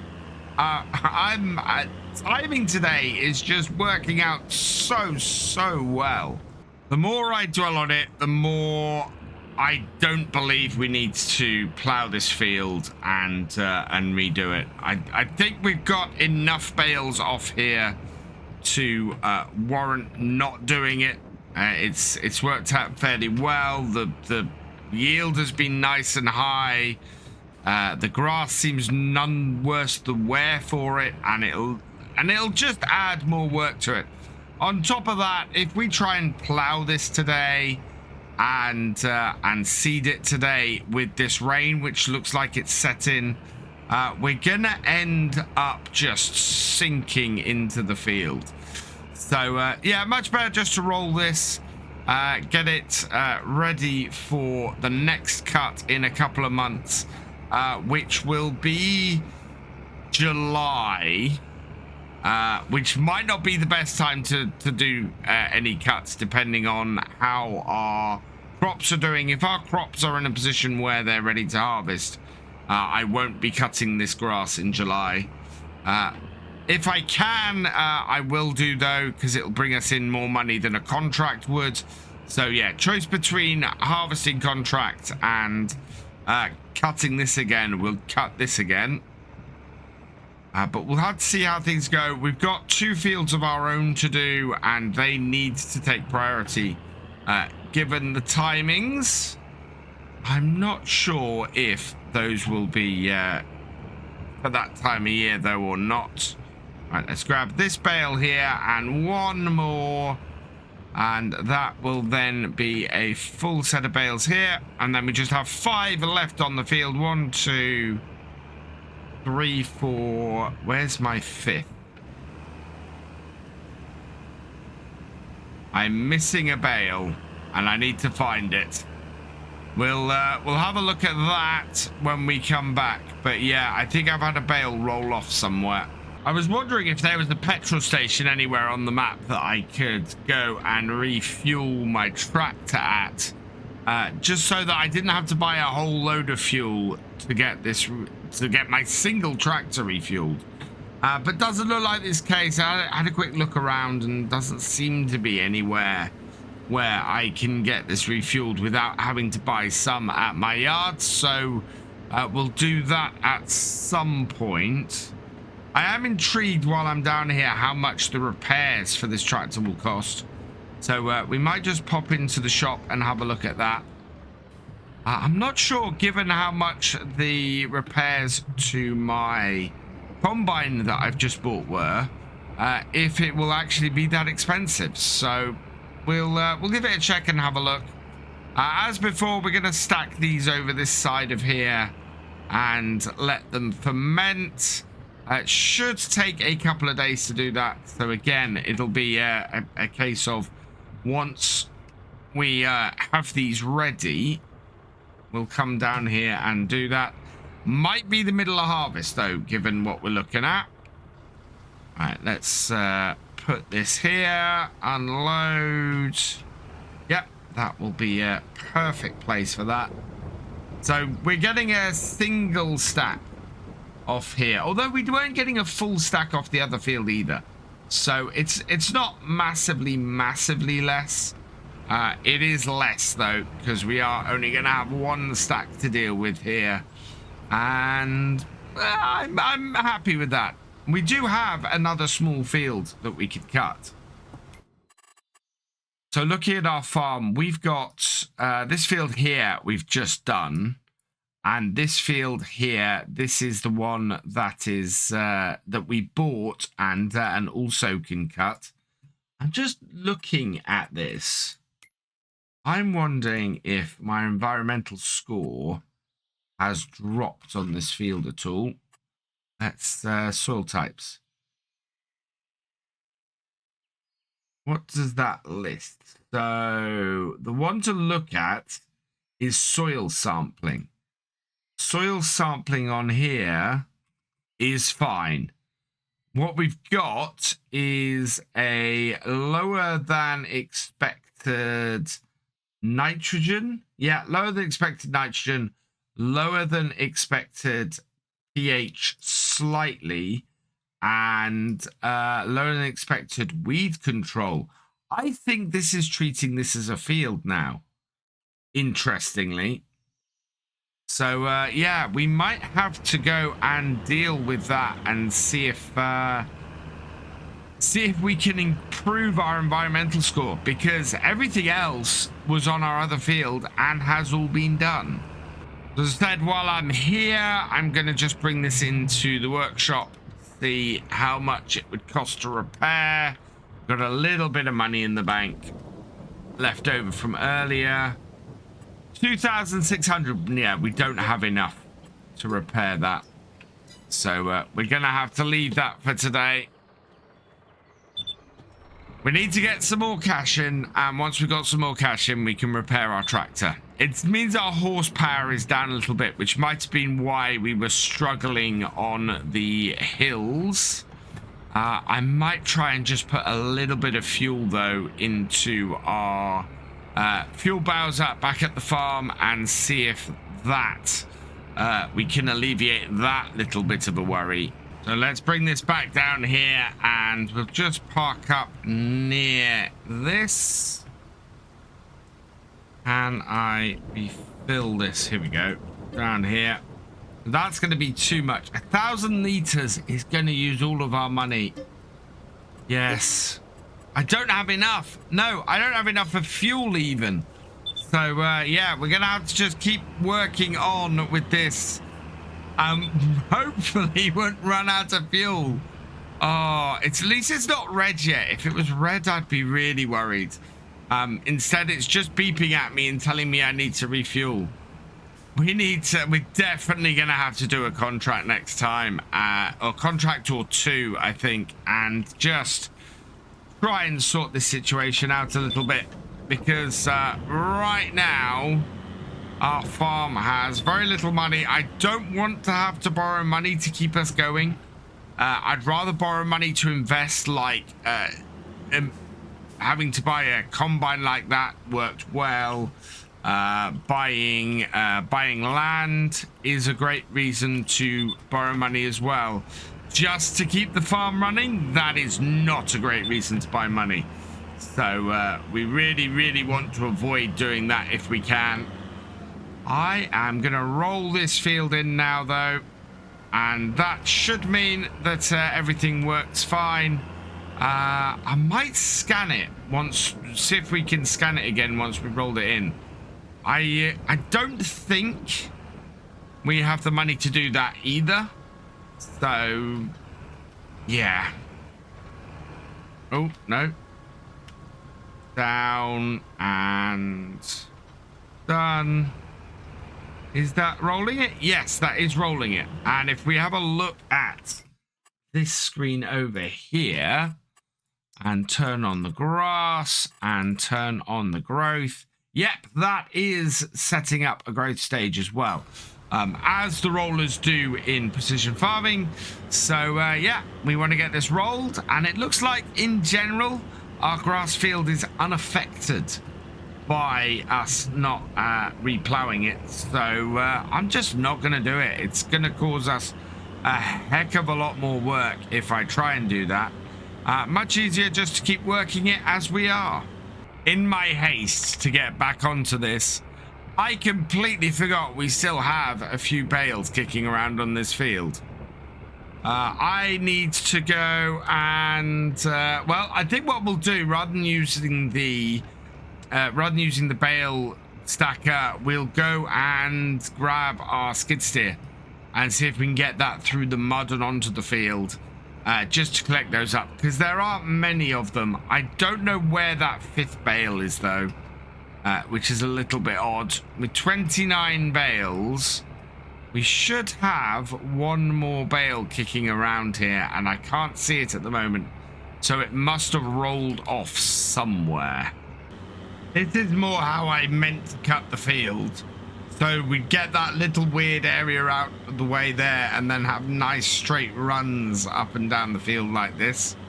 Wasn't to be, though, and we still seem to do everything fairly efficiently. I'm still not sure where this fifth bale is. I know what's gonna happen. I'm gonna go and try and get my field beans harvested later in the year, and I'll find a silage bale in the middle of it. It's around here somewhere. I'll find it in a bit, but yeah, it's rolled off somewhere. Must have. The bales are in the way now, so I need to just see if I can get this past the mud. Not too bad. It looks fairly okay down the side of that wall there. Where are we? We've got, yeah, 4 bales here. So we'll take them 2 at a time, and then I need to find out where that 5th one is. I think I'll go searching for that after I've done all of these. Right, and in, and get the second one. Whoa! I spun round too far, and it meant the bale started moving. Sometimes this skid steer can just move really quickly. Yeah, as I get close with this, it releases the bale, and as a result the bale starts rolling down the hill before I can grab it. So if we position ourselves here, and it starts, now it's not going to start rolling, is it? That's wonderful. Right, we're just going to have to be quick then. In and grab and off. There we go. The plan wasn't really to be doing field work like this with this skid steer. It's not really designed for that, and getting it through the mud isn't great. We are able to get it on here and get these cleared, but it's not ideal. Let's back that off slightly, get that on the ground, and that. But it is working, and we are able to get everything working as we should. And we'll be able to now get back to rolling this field and finishing off our work. All in all, I think this grass field is a bit more manageable than our last one. Yes, we're getting fewer bales off here, but I've not felt rushed at any point trying to get this job done today. So that is a big plus to this. We should be able to get the other little grass field cut at some point. I don't want to do that next time because I don't want to do too much of this in a row. But certainly we have that option there to get just a few more bales off if we need to. So that is all good. Lots of people have told me actually that the sheep take hay bales. So we're going to test that at some point in the future. I didn't think they did on this map. In fact, I'm fairly sure early on I did test that and see if we could feed them hay bales, and that was a big no. So we will test that again on this farm. I've not tried it on this farm, but certainly on Court Farms itself, they didn't seem to want to take the hay bales last time I tried to feed them that. So we'll give that another go at some point. All in all, it's working out quite well. I need to just get the last few rows or the last bit of this field rolled. And yeah, things will have been fairly successful. All in all, I think this has been pretty perfect, including my last roll of the day. It's gone absolutely spot on for the full width of my roller. That could not really have ended better. I am very, very happy. We've managed to get all of the grass fields done today. We are in a position where we've got lots to be doing in the next few months. We're going to be doing a bit of contracting next time, as I said, because I don't think any of our crops are going to be ready. There may be some crops somewhere that are ready, so we might get some combining done. I'm going to be keeping an eye out for a header for our combine as well. So hopefully we might be able to get one of those before harvest starts. If not, we'll have to either buy a new one or lease one for a while. And yeah, in general, I think we're in a fairly good place. Other than the cash flow at the moment, things are looking pretty good. So that is where I'm going to end it for today. Very, very happy. We've got lots more silage bales to sell in a couple of months, and the farm is looking in a strong position. Somebody pointed out in the comments last time where our mystery bale might be, and it's this one here. It's the single bale we got for the sheep is our 25th bale. So I'm quite happy that we've solved that. We need to now work out which contracts we're going to do today. The best paying contracts, unfortunately, are going to be baling ones. The two I've identified is Field 107, which is a hay baling contract, and Field 33, which is also a hay baling contract. It'll only cost us 623 to lease the equipment for this. Now, we have most of the equipment. We are just missing a tedder. So we're going to use the baling contract equipment to do this. So let's go ahead and lease 33's equipment. Do Field 107 as well. Just accept that one. So down at the shop, we'll pick everything up here. Our bale stacker, that is sitting around the corner there somewhere. We'll come and pick that up later. Shop is nicely open, so we'll jump in. We are going to actually use the crone for this job. It doesn't have a 3-point on the back, unfortunately, so we can't immediately tether this. And that is going to be one of the issues today, is that we're going to find we can't do any follow me or anything to speed this up. Both of these are going to volley down bales, so it's going to be a toss-up with which one actually completes as we're going. And the beauty of doing hay contracts as opposed to silage is that we should get some extra feed at the end of this to give to our sheep and our cows. We are in a position to be able to test whether hay bales go into the sheep as a feed, as many people have been telling me in the comments. We need to pop in here, I think, to access field 107.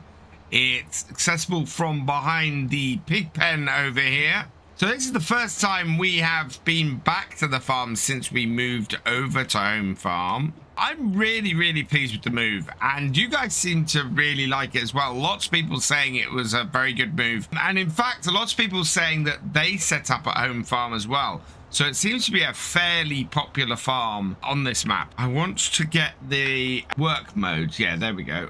Toggle work mode. We've got swath dropping, left swath, right swath, wide spreading. Wide spreading is what we want because we're going to be doing hay on here. We'll start the whole thing up. We'll take off that and down, forwards, and down, and away we go. And hopefully with this might do this a little bit quicker than mine. I don't know what the work width on this is. 10 meters, whereas our mower's working width is 10 meters. So yeah, makes no difference. We might as well use this, seeing as this has fuel in it and our Fendt tractor does not. I think the best way for me to do both these fields is to go and cut them both first, then come in with the tedder, ted them both, row them both, and then eventually bale them both together. That way we're making just a single trip each time to go and change the equipment. Hopefully that is going to speed things up a bit. Visibility on this mower is really good. I mean, I can see both the edges very easily, so much easier than I can with my own mower. I'm trying to get as much included in what we're cutting here as possible. We want to make as many bales as we can, because of course every hay bale that we get extra off both these contracts is a hay bale that we don't have to go and buy. We're not planning on actually making any hay bales on our farm. I just want to purely concentrate on silage bales in order to make the maximum amount of money that we can from the grass. At some point we want to get the GPS set up on here so that we start getting some nice straight rows down this field. And then we'll do one more headland and then we'll look at getting that set up. Okay, best angle seems to be about 156, which will cut off this corner here, but lines up with the far side of the field quite nicely. Set first waypoint, drop our mowers down, and should be hopefully a fairly short run here to get this set up. And set the second one, set the width, check our lines. Yep, that is pretty perfect for what I want. Down we go. And away. Yep, I'm happy with that. That'll do. And it's fairly straight for the rest of the field. I'm going to have to be a little bit more careful here because we are coming up to a telegraph pole. We'll bring as close there as I can. Back it off. And then I think we'll just spin around it to try and just get the rest of it. The maneuverability on this mower is fantastic, and doing a bit like this, it makes it a lot easier to do. Although, because it moves at slightly odd angles sometimes, it can be a little bit difficult to get close. As you see, it swings right out the back like that. But I think we can do it. Yeah, because it brings it right around like that. And then to get that little bit there, just have to carefully move around it.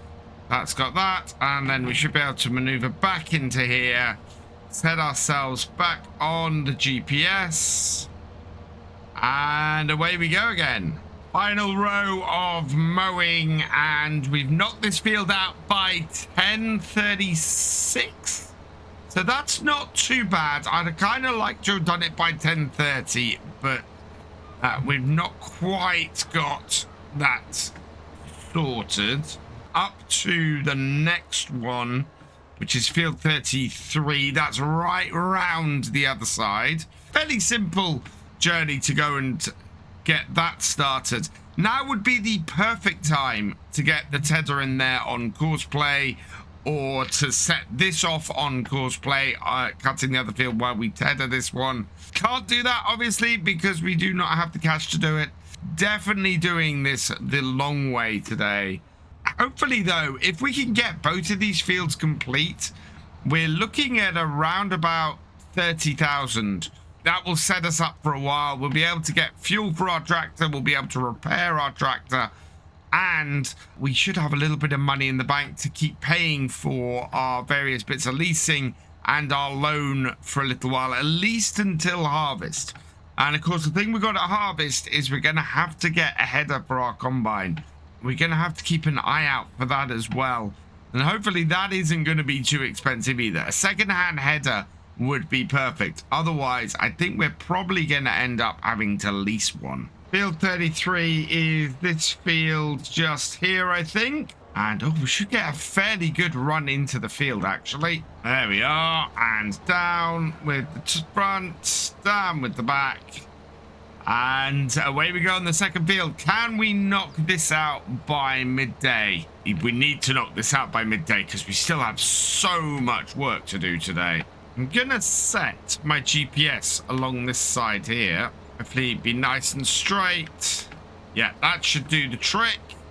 And that will make doing the rest of this field much easier. That's 2 headlands cut. So now I want to see if we can start cutting along the lines here. Oh, that's going to miss a tiny little section at the end. But still, actually, better angle than I thought I was going to end up with here. I thought I was going to end with a much, much steeper angle to come at the rest of this field from. Now, it worked out fairly well, to be honest. This should just get quicker and quicker as we get... as we have to do less and less maneuvering on the field.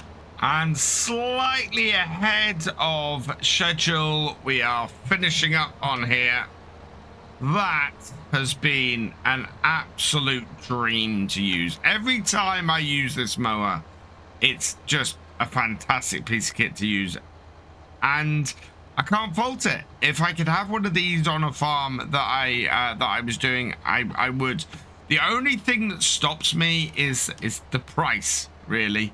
I end up having not enough money to afford anything like this. But it would be a really nice thing to have on the farm. We're back down to the shop to pick this up. This is a 714 Vario. This is a nice little tractor. I wouldn't mind one of these on my farm. I don't know what the horsepower on these is. I think this is a 200 horsepower tractor, actually. Wouldn't surprise me at all.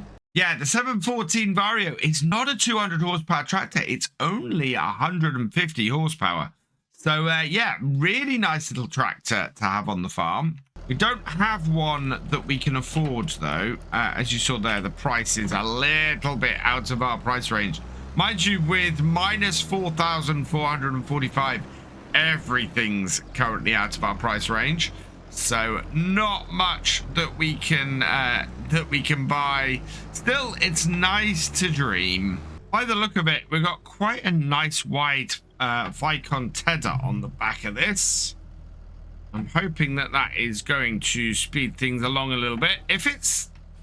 Is this the same width as the cut of the mower? If so, that's an 8-meter tether. Yeah, that is. Oh, no, that's a 10-meter tether, isn't it?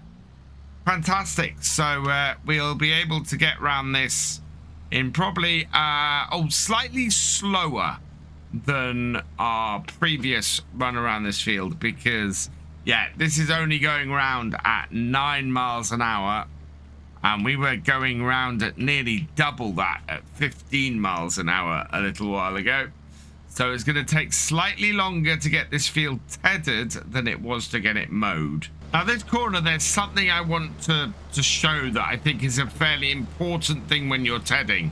If you can, you want to try and get the tedder to fling the hay into the field rather than out of it. So if you can get into a corner like that and get it to fling it away from the corner, that is going to make your life so much easier when you come to row it up ready for baling. This tedding has slowed us down quite a bit. It's got to 20 past 1 and we are maybe halfway through the field. I'm not even sure we're that far through the field, but 9 miles an hour is feeling very sedate at this point. I don't know how quickly our rower will work. I think we've got a belt rower for this.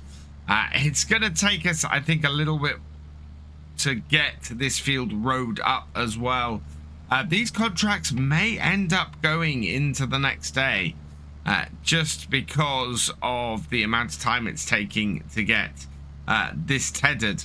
If we're able to get the rowing done a bit faster, I think we might be in with the shop. But even if we get the rowing done, we've still got to bale and we've still got to collect. And so that may be what goes into the next day, is getting these baled up and getting them delivered so that we can get some money in. Again, I'm gonna have to be a little bit creative around this. I think it's a telegraph pole as opposed to a power line.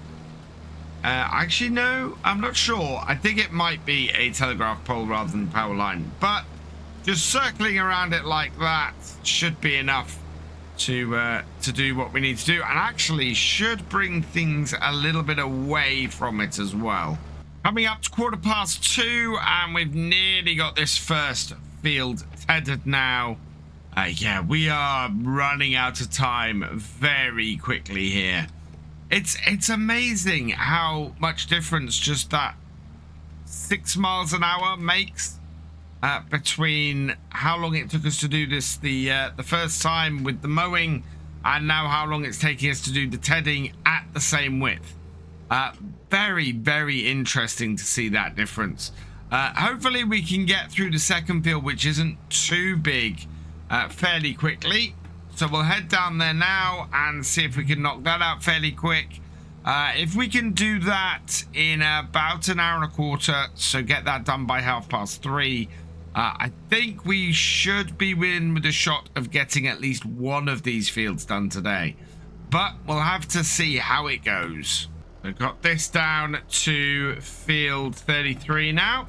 We will unfold. And yep, same process. We're just going to follow the previous track done by the mower. Seems to be a better way to go. I tried using GPS on the other field. Didn't quite work out as I'd liked. I seem to think this is a little bit less wide than the mower. But this following the mower's tracks seems to work absolutely fine. So we will go round, we'll follow the existing path, and then hopefully we can get this done in an hour. Can we get this done by 3:30? I really doubt that, but we'll see how we go. So that's both headlands done by 3 o'clock. So that's not bad, but I think we're only about a third of the way through the fields doing those.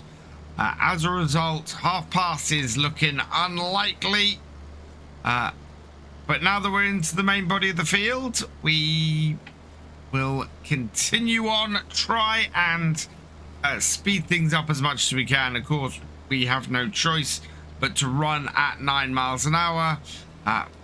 The way I can speed things up, though, is making sure that my turns are as efficient as possible as we go through the field, and that I stick to these widths as best I can.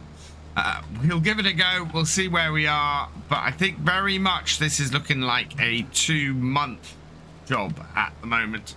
Well, it's just ticked over 3:30, and as you can see, there's still at least 3 more rows to go here and this one. So we're not quite gonna make that deadline. If we can get the windrower up here, up to the other field by 4 o'clock, I think we should be able to get both fields rowed today, which would be good. That would mean that we only have to bale and collect next time, which is going to work out fairly well for us. I think we might have our silage bales to sell next time as well, which would be really great. So we will see how that all shakes out. If I can avoid selling my silage bales until we hit best price, A, we should end up with another cut of our own silage, and B, we will maximize the price and the value for all of that in one go.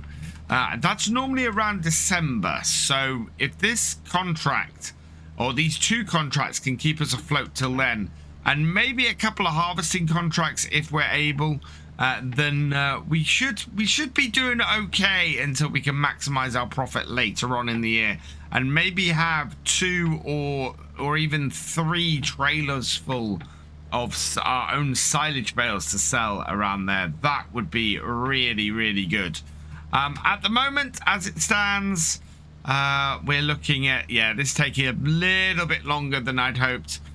Not completely unexpected when taking on 2 contracts, but it is at least coming to an end here. In fact, we might even finish this off by Q2. Yeah, there we go. Just coming up to Q2. Not quite there yet, which is good news, because that is that job done. We can go and get the windrower, and yeah, we should certainly get these 2 fields rowed up today. It's such a long trek back up to the shop to pick up the equipment and get back down to the field. It's taken me, what, 25 minutes to get down there and back, so I'm again behind schedule. It all depends now really on how fast this belt rower can collect this up, and actually how wide it is. I think it's about as wide. Yeah, it's about as wide as the area we've been working on. Now we need to make sure that we are doing well. I've got a choice here actually. I could create large rows that would be quicker to then bale up. Let's have a look at oh no, I want to have a look in here actually. Where are we? We are work mode right, work mode middle, or work mode left. We go left. I think this is probably going to be the best way to go.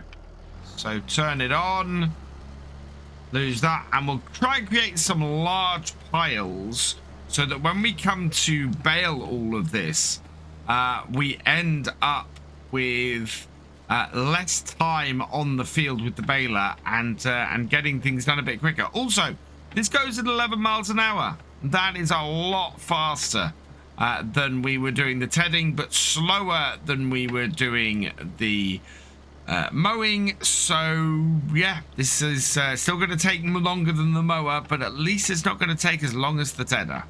And here is where pulling this away from the edge makes this so much easier, because now I can just bring this round into the corner here and pull that straight out. Whereas if I'd pushed it away, I just would never have been able to get this belt rower up in there and collect that. So yeah, that's worked out really well. With our first headland complete, I'll lift that up. We'll turn it off.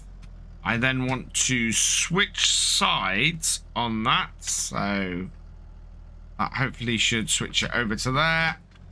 We'll then move over to the other side here, like that. Line ourselves up, start it up again, drop down, yep, and away we go, creating a very nice big pile.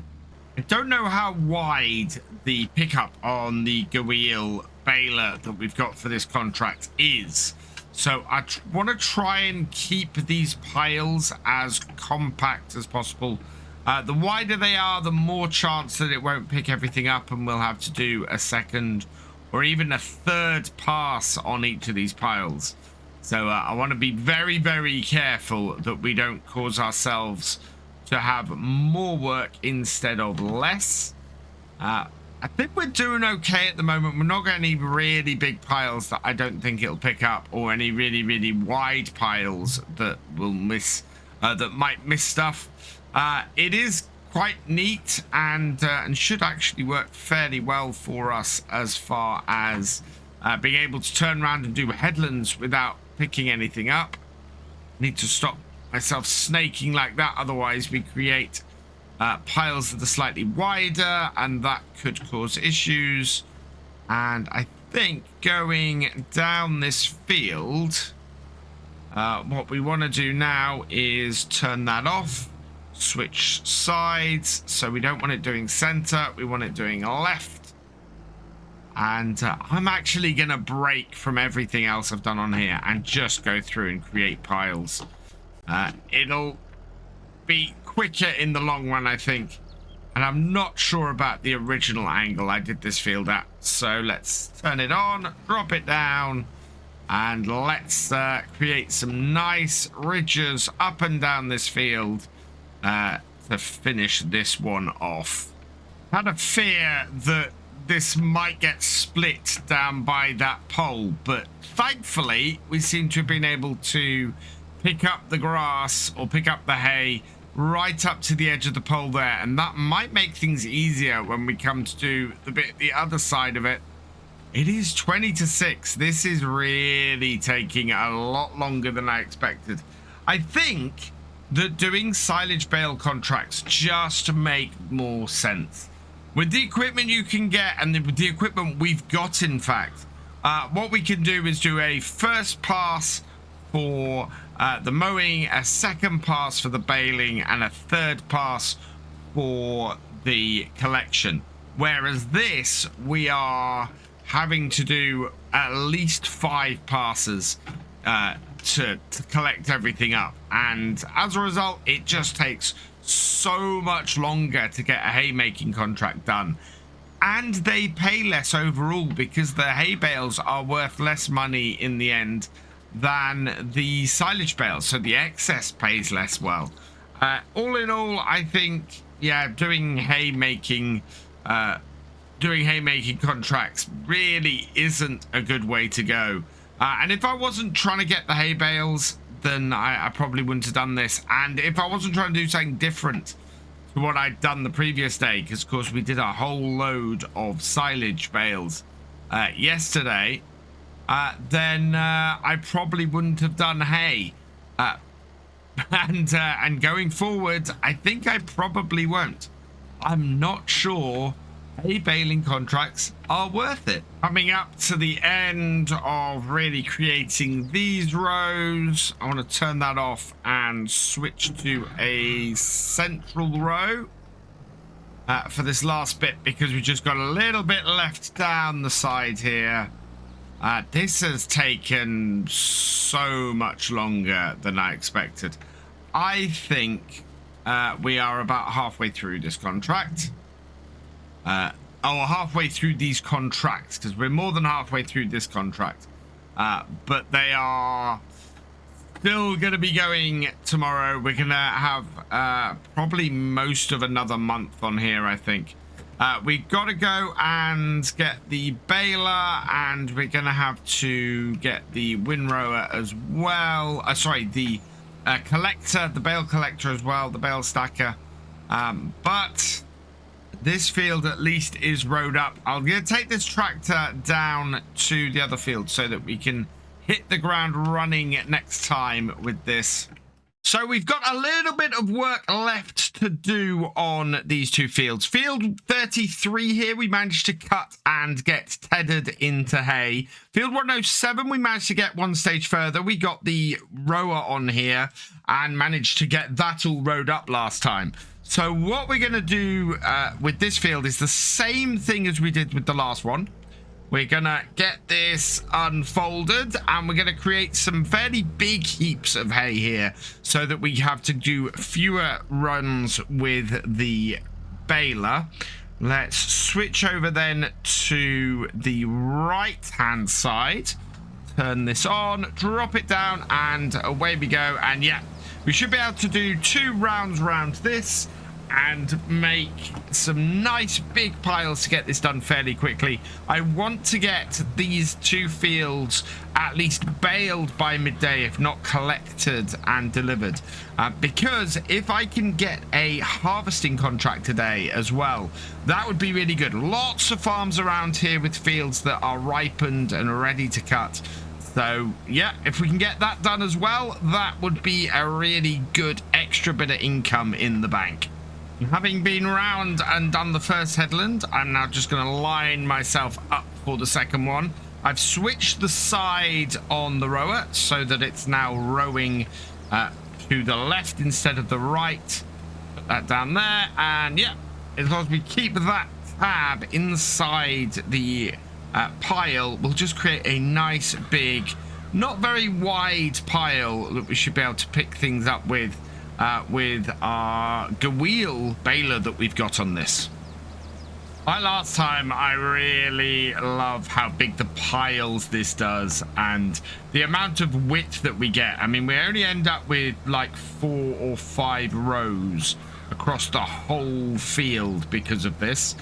And if we can keep them nice and neat, that will mean that our baler has a much easier time of going across and grabbing it. As I said, last episode, I'm not 100% sure what the pickup width is on this wheel baler that we've got. So as long as it can grab these widths, we should be fairly good. But keeping them as compact as possible should make it easier for it to do exactly that. It is very much easier going across this field this way. When we originally cut it, I mentioned that we were setting our GPS down the left-hand side of the field there, but we were working our way from the right to the left as we are at the moment. And the big problem with that actually was the turning circle at the far end of the field. It made it really difficult to turn in a small enough area to be properly effective. In comparison to turning this end where we've got a much shallower angle and can more easily turn against that angle. At the far end, you can see it's a much steeper angle, and as a result, turning with it and going to the shorter part each time is actually much easier than trying to go further around and having a much sharper turn to get yourself lined up. So yeah, if I was to do this field again, if we were to get a silage contract down here, I would probably cut it the other way and get it so that it's much easier for us to turn and get lined up and get back into the row. Just works so much better this way round. And we've got slightly more than 2 widths worth here. So what I'm going to do is actually merge all of this into 3. It's going to create a fairly big pile, but it's a shorter area for it. So we'll come in here and just do that. And we should then have enough space, I think, to pull all of this together. Let's see if this will pull into a single one here. If not, we'll run over it again. But I think that should be all right. It might be a little bit wide. Ooh, don't want to snake too much. Nope, there we go. So that will pull all of that into a single row. And yeah, just a little bit at the end. All sorted. There we are. That is the windrowing all done for this. We want to drop this off here now, and I'm going to run up to the shop, grab the baler, and we'll head back up to field 107 and start getting that baled up. While we're down here at the shop, I'm just going to pop into the BGA quickly and have a check on our silage bales. May be able to sell these today, and these are currently, oh yeah, look at that, 97, between sort of 94 and 97% fermented. So by the time we have finished doing these contracts, those should be ready to sell, which is great news. I will be very, very happy if we can sell those today. That will give us a very nice amount of income before the harvest, and should mean that we can probably buy a header for our combine, whether one turns up at the shop or not. I'm gonna leave it till the very end though, I think, as to whether I go and grab one. Let's just pop in here and have a look. What have we got in the sales today? I don't think there's a combine header. No, we've got a very nice Landini tractor that's available with 190 to 225 horsepower. That would be really nice to have on the farm. And there's a big Berthold sprayer as well. That would be fairly nice, but neither of those are immediately what I want. A second 200 horsepower tractor though, that would be very cool. And 70,000, that is not a massive amount of money. We are trying to go a bit for fence on the farm, so that is a little bit out of what we're after. And to be perfectly honest, right now, all I need to do is repair my existing tractor rather than buy a new one. Before I get baling on here, I need to set my baler up so that, well, I think we don't want to be doing the largest bales we can. What have we got? In fact, we can't actually change the bale sizes on this. Looking through it, there is no bale size set up. No, I think this wheel only does the smallest bales. Let's just check it. I think it's the G1 F125 we've got. Yeah, there is no other round baler here, which isn't the automatic wrapper. This only does the 125 centimeter bales, which actually suits me perfectly. We want the smaller bales for the cow feed. It does mean that we're going to be doing a lot more collecting of bales, but I think that's a good trade-off. It also means that with the size of these piles, look at this, we're going to be stopping really, really often. I have not got very far on this before I've got a full bale off that. That is incredible. Yeah, we're going to have a huge number of bales to pick up off these fields.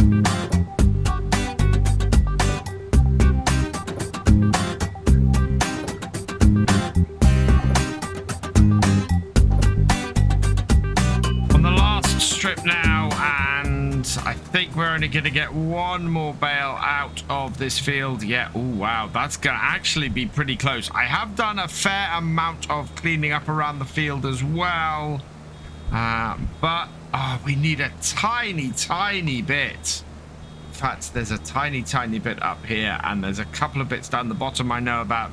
But all in all, that is a lot of bales off this field. That's an insane number of bales off this field. I think we can get an exact number of bales in total. But look at this. This is going to take ages to pick up, and it's just gone 1 o'clock as well. So I'm an hour behind where I wanted to be. And that's if I'd baled up the second field as well. Yeah, got a tiny little bit of hay down the side here. Oh, that's just outside of reach of the contract.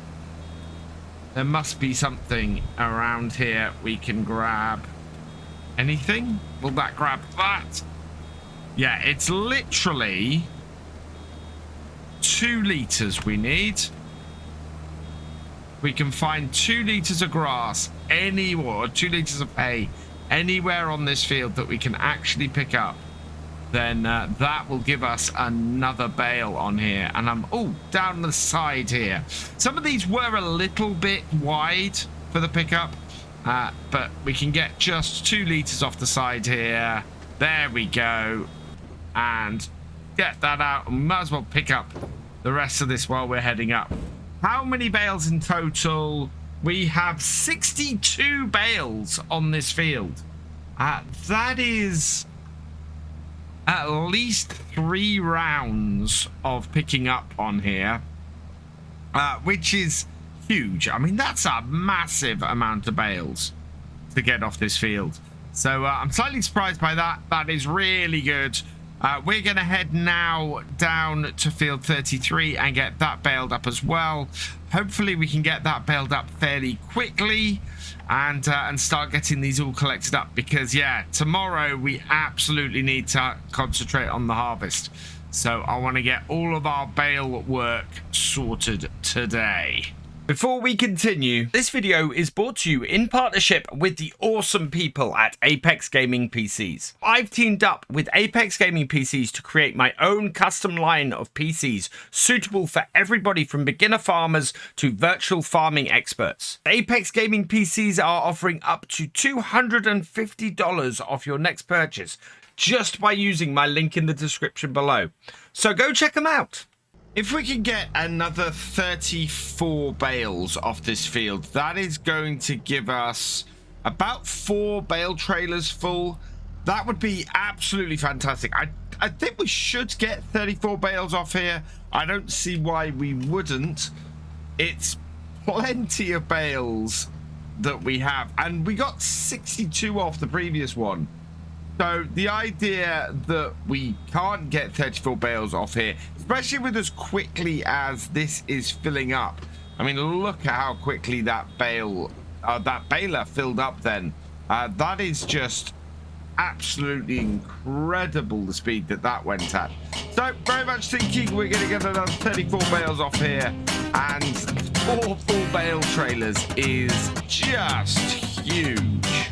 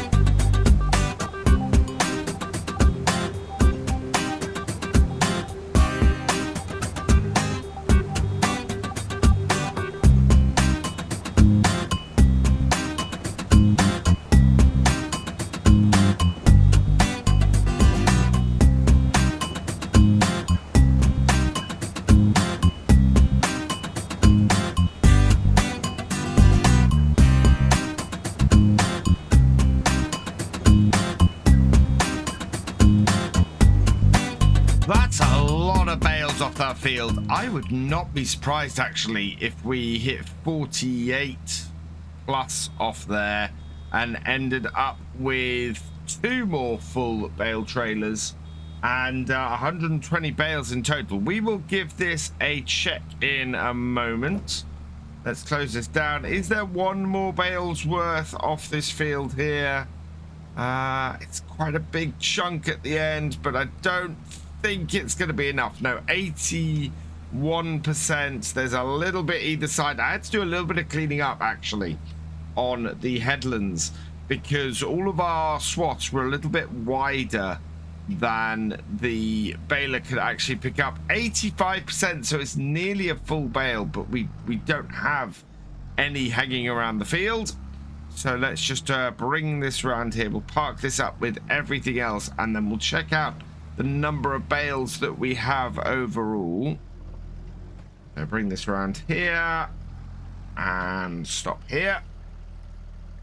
107 bales in total, so not 5 full trailers, unfortunately, but a good way along to getting that 5th full trailer. We're only 13 bales shy of that, so we're going to start collecting all these up, getting all of these delivered, and getting rid of this £10,000 deficit that we currently have. Now, as I mentioned when we first started this contract, our bale trailer is actually all the way around the back here, waiting for us to pick up. And avoid the forklift and bring this in here. Yeah. So if you ever have an overflow on this map and you don't know where the extra equipment is, this is where it is. It's round the back, waiting for you to come and pick it up from the overflow area. There's only space for 2 or 3 pieces of equipment next to the actual shop, and everything else gets shoved right out the back there. Time is really ticking away now. It is 20 past 3, so it's taken us a couple of hours to get that field baled and for us to get back down here to collect this up. Let's open that up so that we can start picking these up. And yeah, we know that we've got at least actually we got 2.5 bale trailers worth off this field. 62 bales to collect off here.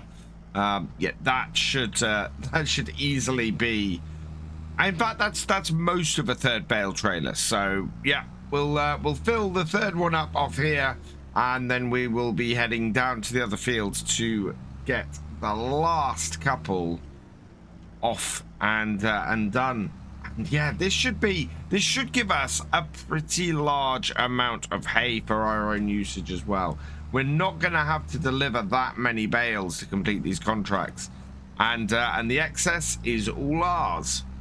And that is our first full trailer off here. Let's go and get that dropped off. Where are we taking these?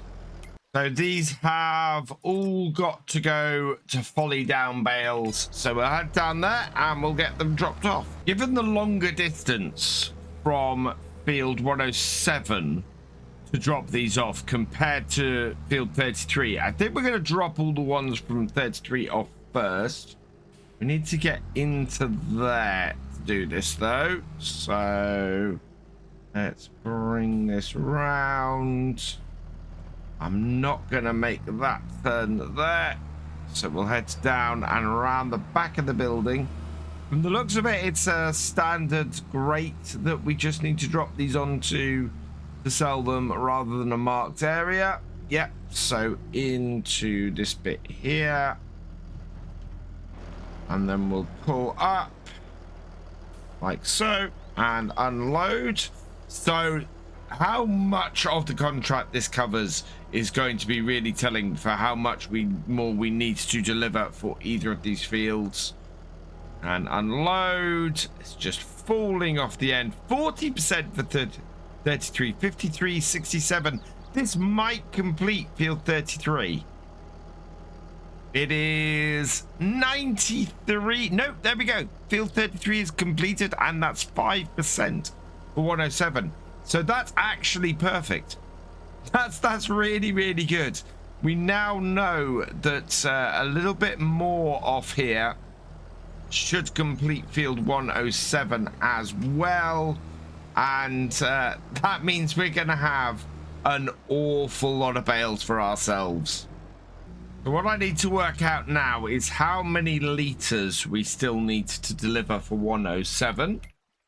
Thankfully, that is something we can easily look up.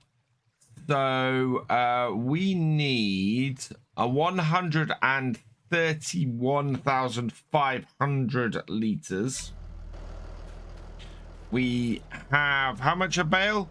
4,500 liters per bale. That means we only have to deliver about 30 bales by the looks of it. So that's one trailer plus 6. So yeah, let's get around this.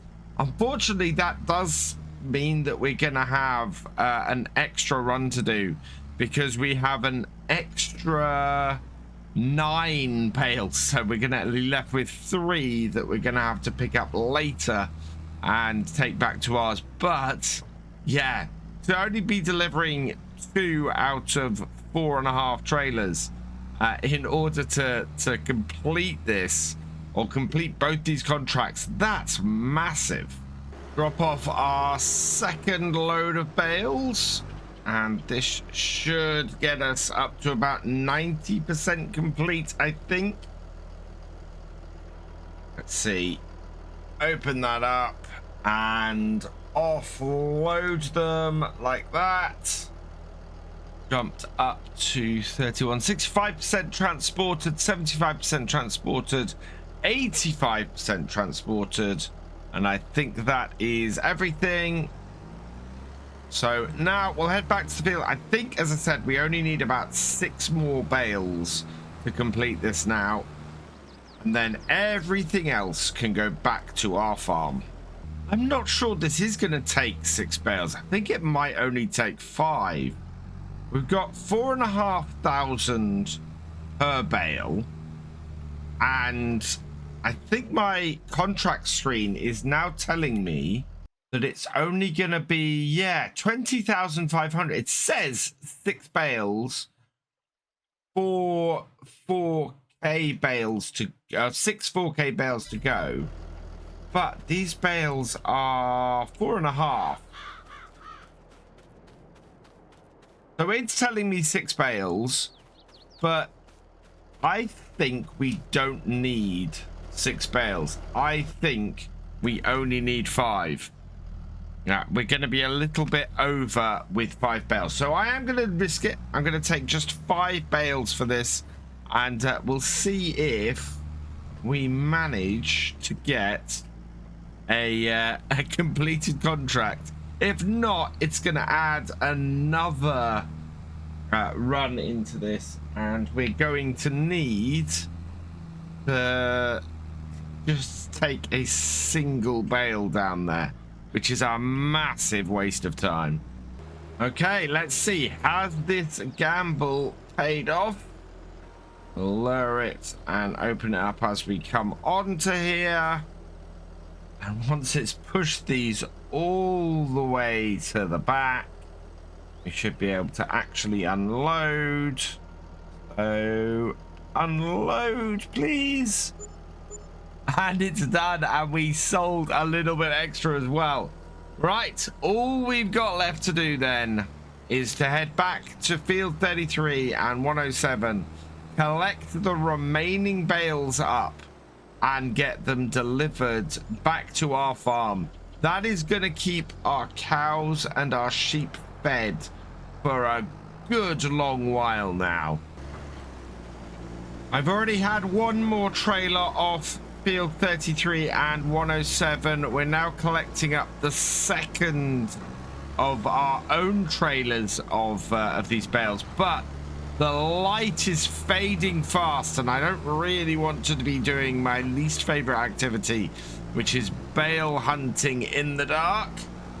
So we're now racing against time to get these in. I think we've just got this trailer and 6 more, so it shouldn't be too bad. Let's get some extra light on the situation. And yeah, that is going to be a very, very nice collection of hay bales for us to feed the sheep and the cows for a while. And yeah, I do want to check next time. Can we feed these hay bales to the sheep? I'm hoping that's the case. Lots of people have been telling me in the comments that that should not be a problem at all. So we'll give that a go next time and see how it does. For now, I just want to collect up these last few bales and see how many we actually end up with. As expected, my last run had just 6 bales in it. It brings us up to a grand total for ourselves of 54 bales, which is absolutely brilliant. I'm so pleased with that. That is going to keep us feeding our animals for quite a while to come. Now, I need to make sure I'm putting this in the right place. I want to put it on the end of this stack of bales here and hopefully not make everything explode while I do so. Straighten up a little bit and unload. That should straighten that pile up hopefully too. And yeah, there we go.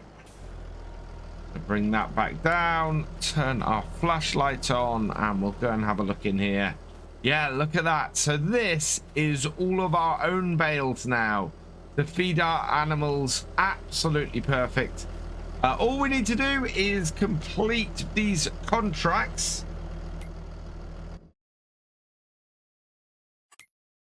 So field 33 complete. This is the one that we borrowed the equipment for, and we get a slight reimbursement, which is brilliant.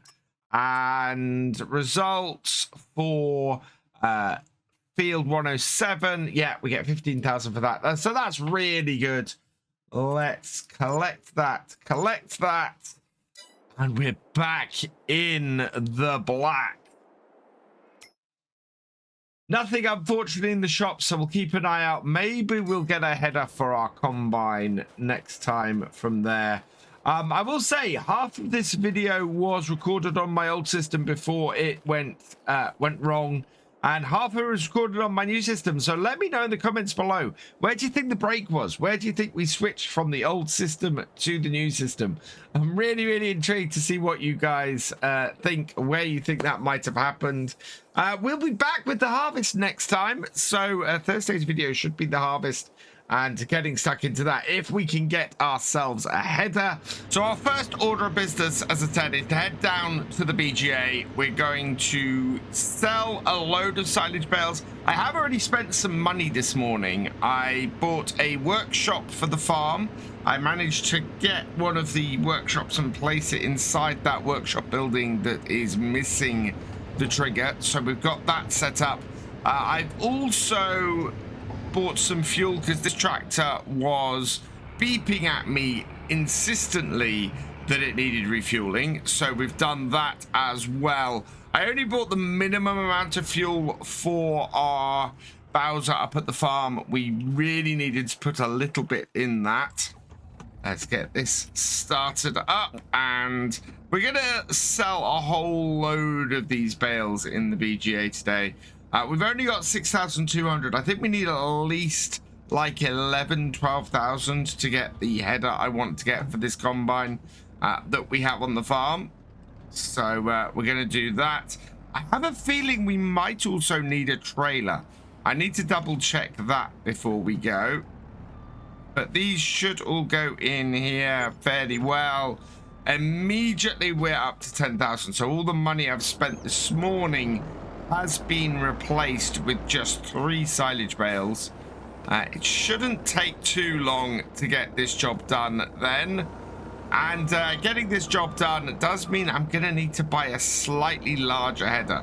I've no worries that my combine will get around the field, but originally I was looking at about a 5-meter header, and I think we can take up to a 6-meter header on our combine.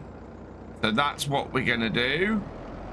This shouldn't take me too long though, so we'll get these sold and we'll see where we are at the end of it.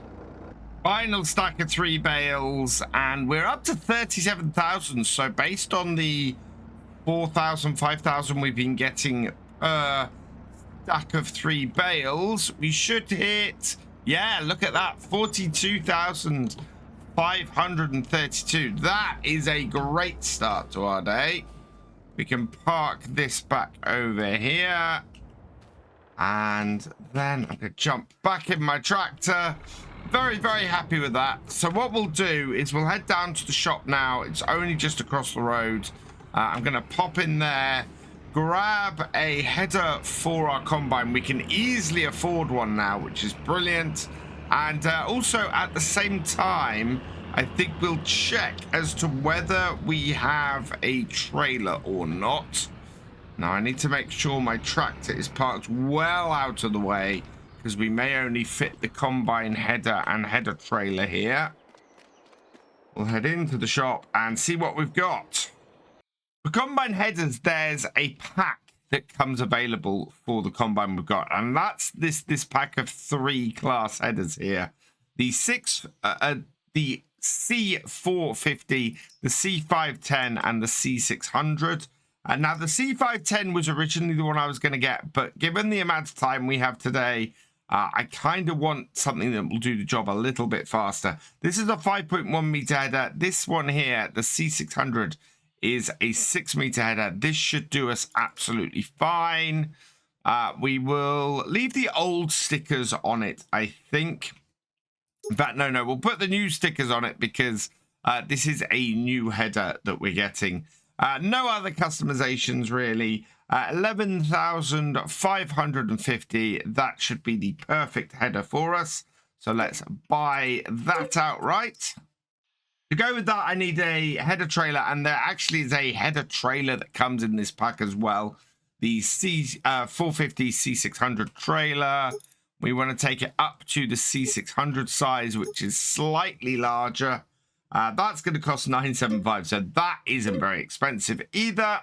And then the last thing we need to do is check if we have a trailer. We've got bale loaders and trailers there, so no trailer in our owned items. No trailer in our leased items either. So I want to have a look at my harvester. This takes a grand total of 6,200 liters. So ideally, I want a 12,400 liter or larger trailer. We have a few good options that are available to us here. Between these 4 here, they all do pretty much what we need. The Joskin trailer here in its standard configuration is a little bit under. It's only 12,000 liters. The Marshall comes in at 18,400 liters, so we'd easily cover 2 loads. Nearly 3, in fact. So I think that's a little bit of overkill. We got the Marston Ace 10 1993, which, again, easily covers it. It takes 14,500 liters. And that is quite a good trailer. I really like that. But I've used that a lot elsewhere. And then finally, for 10,000, we got the West, which is 12,900 liters. As much as I like this trailer for our size and everything, I don't quite want to go with that today. In fact, what I'm going to do is not go with any of these. Instead, I want to use the base game class. I really, really like this trailer. It is more expensive than that West trailer and holds about the same, but it is just a really, really nice base game trailer. So we're going to do that. We want to change our number plate to BF01 Dan to match our tractor. There we go. And okay that. And yeah, we're just going to go with the class carrot. Go with a good one that works. 17,500. So we'll buy that. Yes. Okay. And with that all purchased, we'll head back out. Our header is on our header trailer. Thank you to the shop for that. And yes, a class trailer with our class combine and header and everything just really works. So yeah, I'm very, very happy with that. We're going to take the header up to the farm first because it's turned 9:30 and we really, really need to get things started in order to get the linseed cut today. It would be very nice to get our own field cut and be able to move on to a contract with our combine as well. I don't know how likely that is to happen. So we'll get this started. We'll see how far we get with this, and we will go from there. So head a trailer back down to our farm. We can swing this round here. We want to get out to the linseed. And yeah, we're never going to get the header for the combine actually through here on the combine. We might be able to do it going via the grass field, but definitely not through that gap there. So what I'll do is just park this up here. All this mud, even in this nice dry weather, all this mud is just causing so much issue. Bring it there. Perfect. And now we get to start up our mega. So how many hours does this have on it? 37 hours. It's not the newest combine. It is in pretty good nick and should do us very well for the 2 fields we have to harvest on here. I'm hoping that at the end of this series, when we get our second harvest, we might be able to have more than just the 2 fields. It all kind of depends on how much we earn this year. Look at how dirty my combine is. Just getting to the field. So much mud. Can I back this off? Back this off. There we are. Yeah, there's so much mud around here. We can move our header trailer out the way. And once this is moved out the way, what I'll be able to do is pop around and go and get our trailer. But first, let's get the combine filled. Let's at least get into this field, because I don't know how much we're gonna end up with by actually cutting it. Okay, might need to connect up. Yeah, need to connect up the PTO. Start up the header. Start up the thresher. Oh, sounding very nice, this combine. So this will do both field beans and the linseed that we're currently cutting. Looking to be a fairly good yield. I do know that our pH level is low on here. So when we get next year's crop into this field, before we do that, we're going to want to do a good spread of lime. Do we have corn? No, we need the straw coming out the back. We do want to have straw off this linseed. I don't know if the field bean does it, but certainly we can make straw from this linseed. And we need that for feeding the cows, and probably to try and make some manure from the cows as well. So yeah, dropping straw, we'll get that baled up. We might even have time to do that today if we're lucky. Despite the lack of pH level on this field, we're getting an absolutely brilliant yield off here. Bottom end of this field is at about 120% yield, which I had not expected at all. We are already 80% full. Thankfully, we've got a little bit more space to maneuver around this end of the field, so we should be able to empty when we get full. I don't think we're quite going to make it up to that top corner, so that isn't the end of the world. But yeah, this is... I did not expect to have a full tank, to have 6,000 litres off this field before I hit this top corner with a 6-metre header. That is really quite extraordinary. In fact, yeah, we are going to make it just to this top corner here. Auger out. We have space here to get the tractor and trailer in. So we better go and get those and get them up to the field. It's taken me a little while to go down to the shop, pick up the trailer, get back up here. But we are back up here and can get this emptied now. Bring it up alongside. Trailer didn't get quite as mucky as the combine did as I was coming back here. Let's empty out. So we'll start the engine up. And hopefully be able to empty. Have I not got myself in the right position? I have. Let's give it a try. There we go. So empty that out. Our first full trailer of linseed, or our first full tank of linseed off here. How well does linseed sell?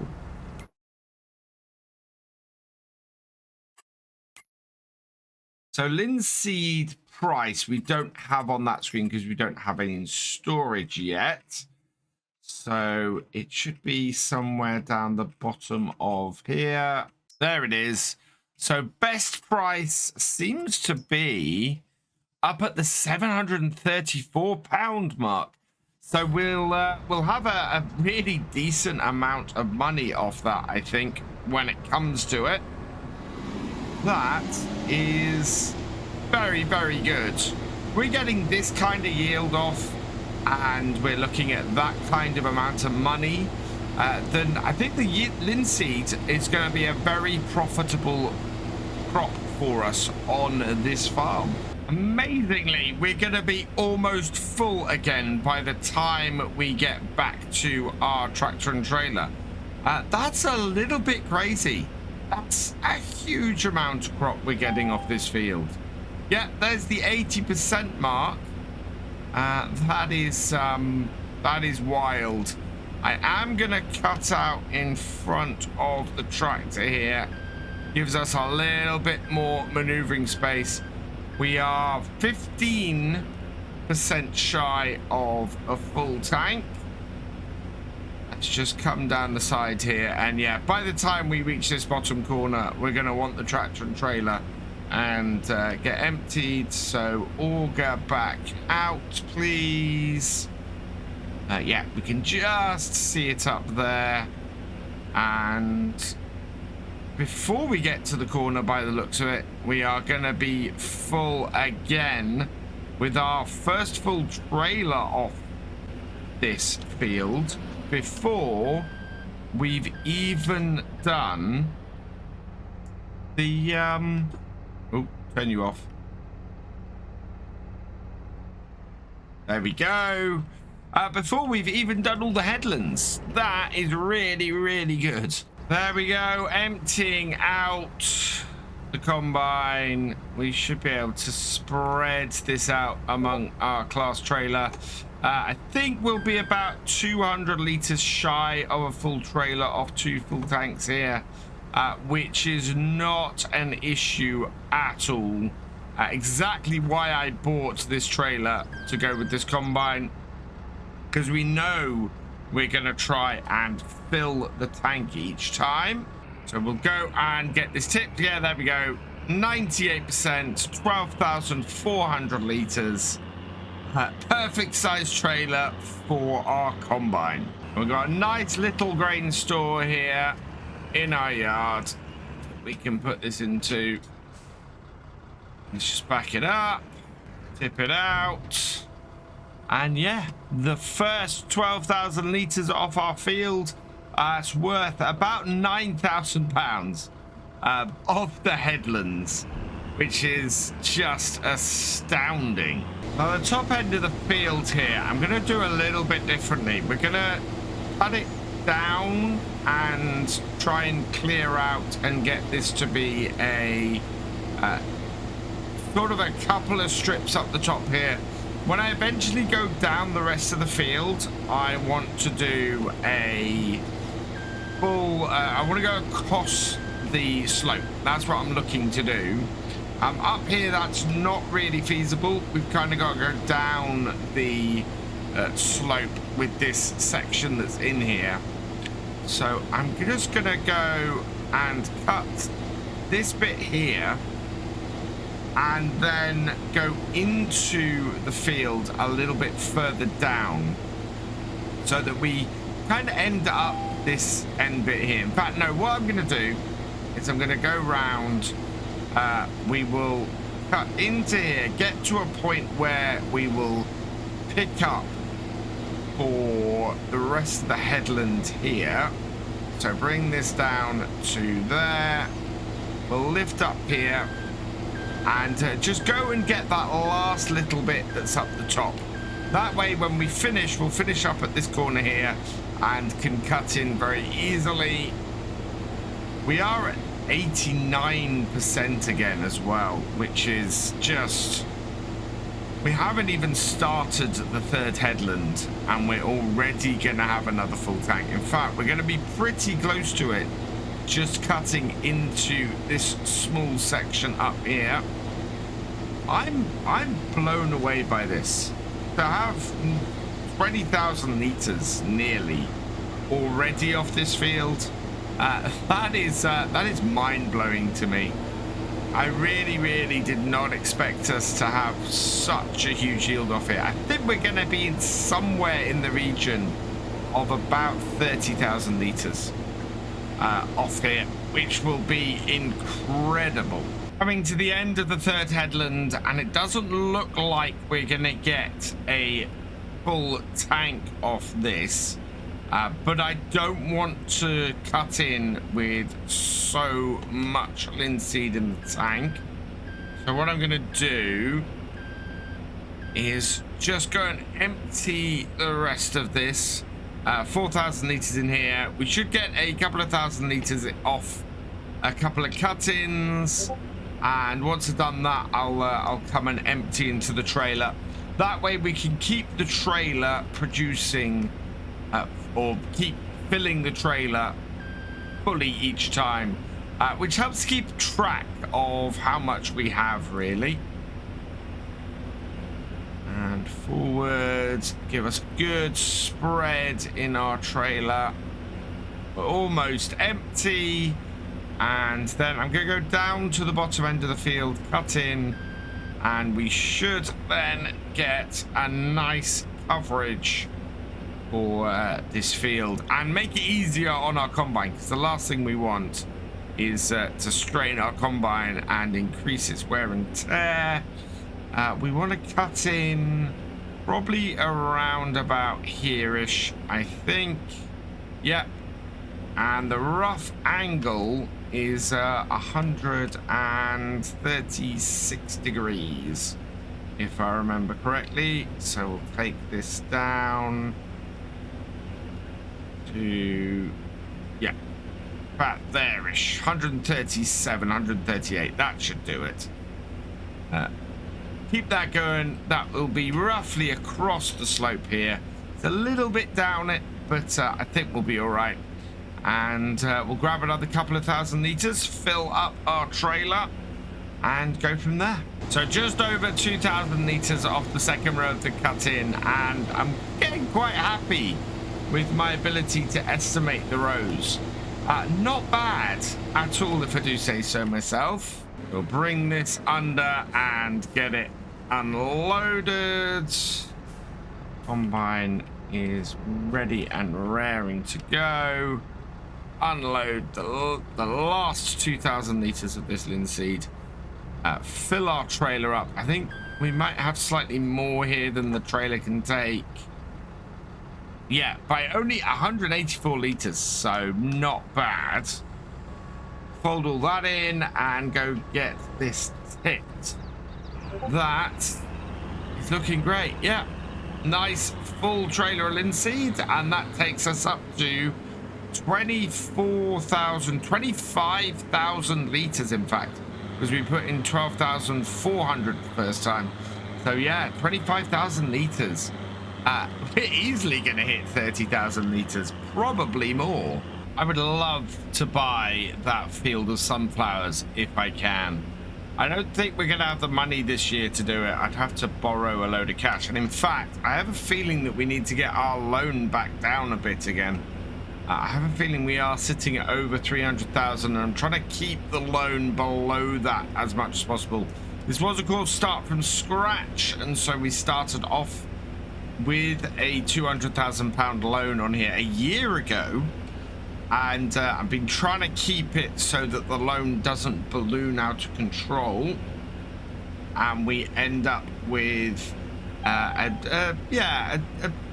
100,000 on top of our start from scratch loan. Is not bad, I think. That's a good control of our spending on here. I definitely want to be doing a third, if not fourth field during next year's harvest. I want to finish off with at least 4 fields on here. I think that's always a good number if you're starting out a small farm in Farm Sim, and would quite happily continue on with that.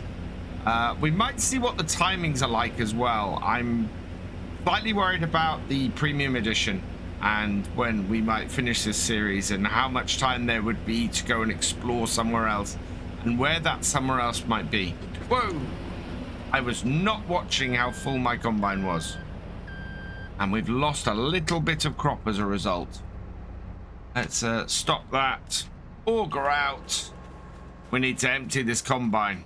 Always try and empty the combine over the wheels of the trailer. Get that good balanced position, doesn't cause any issues for the tractor.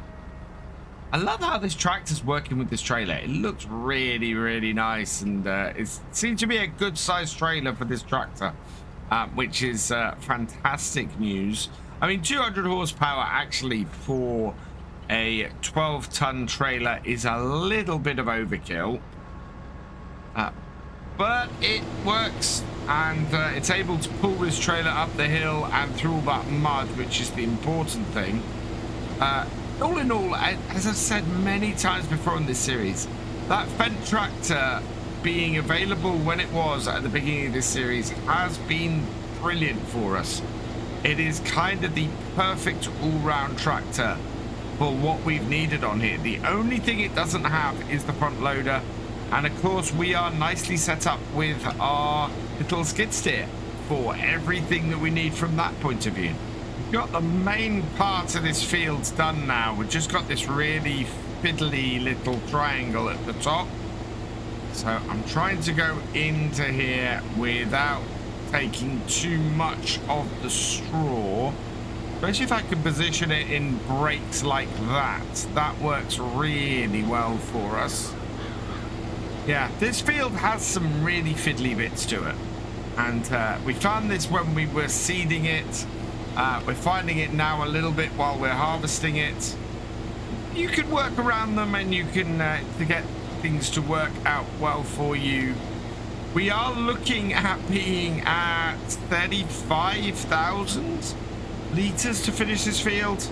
That is great. That is way more than I had initially anticipated on here, and just a brilliant yield. We are also only at 25 past 2, so what I'm going to do is probably try and get this started failing, although first I think we might want to go and check on our cows. We haven't fed our cows for a little while, and they might be in need of some feed as well. Sheep, I think, have been all right. They have that silage bale sitting there, but we'll check all of our animals today, check how they're all doing, turn off the front, turn off the thresher.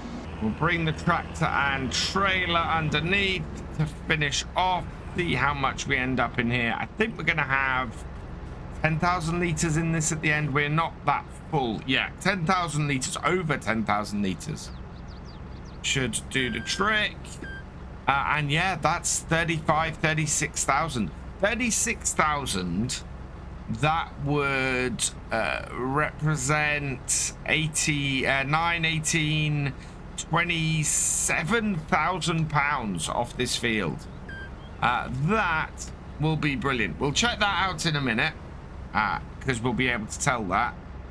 But I think that we are looking at, yeah, about 27,000 value from the linseed on here. All in the silo, and we've ended up with 35,509 litres. Current value is 19,000, 28,670 plus any environmental score. So 807 is the max price we're looking at in January. So yeah, we'll be selling all of that off then. And that is worth a huge amount of money to us.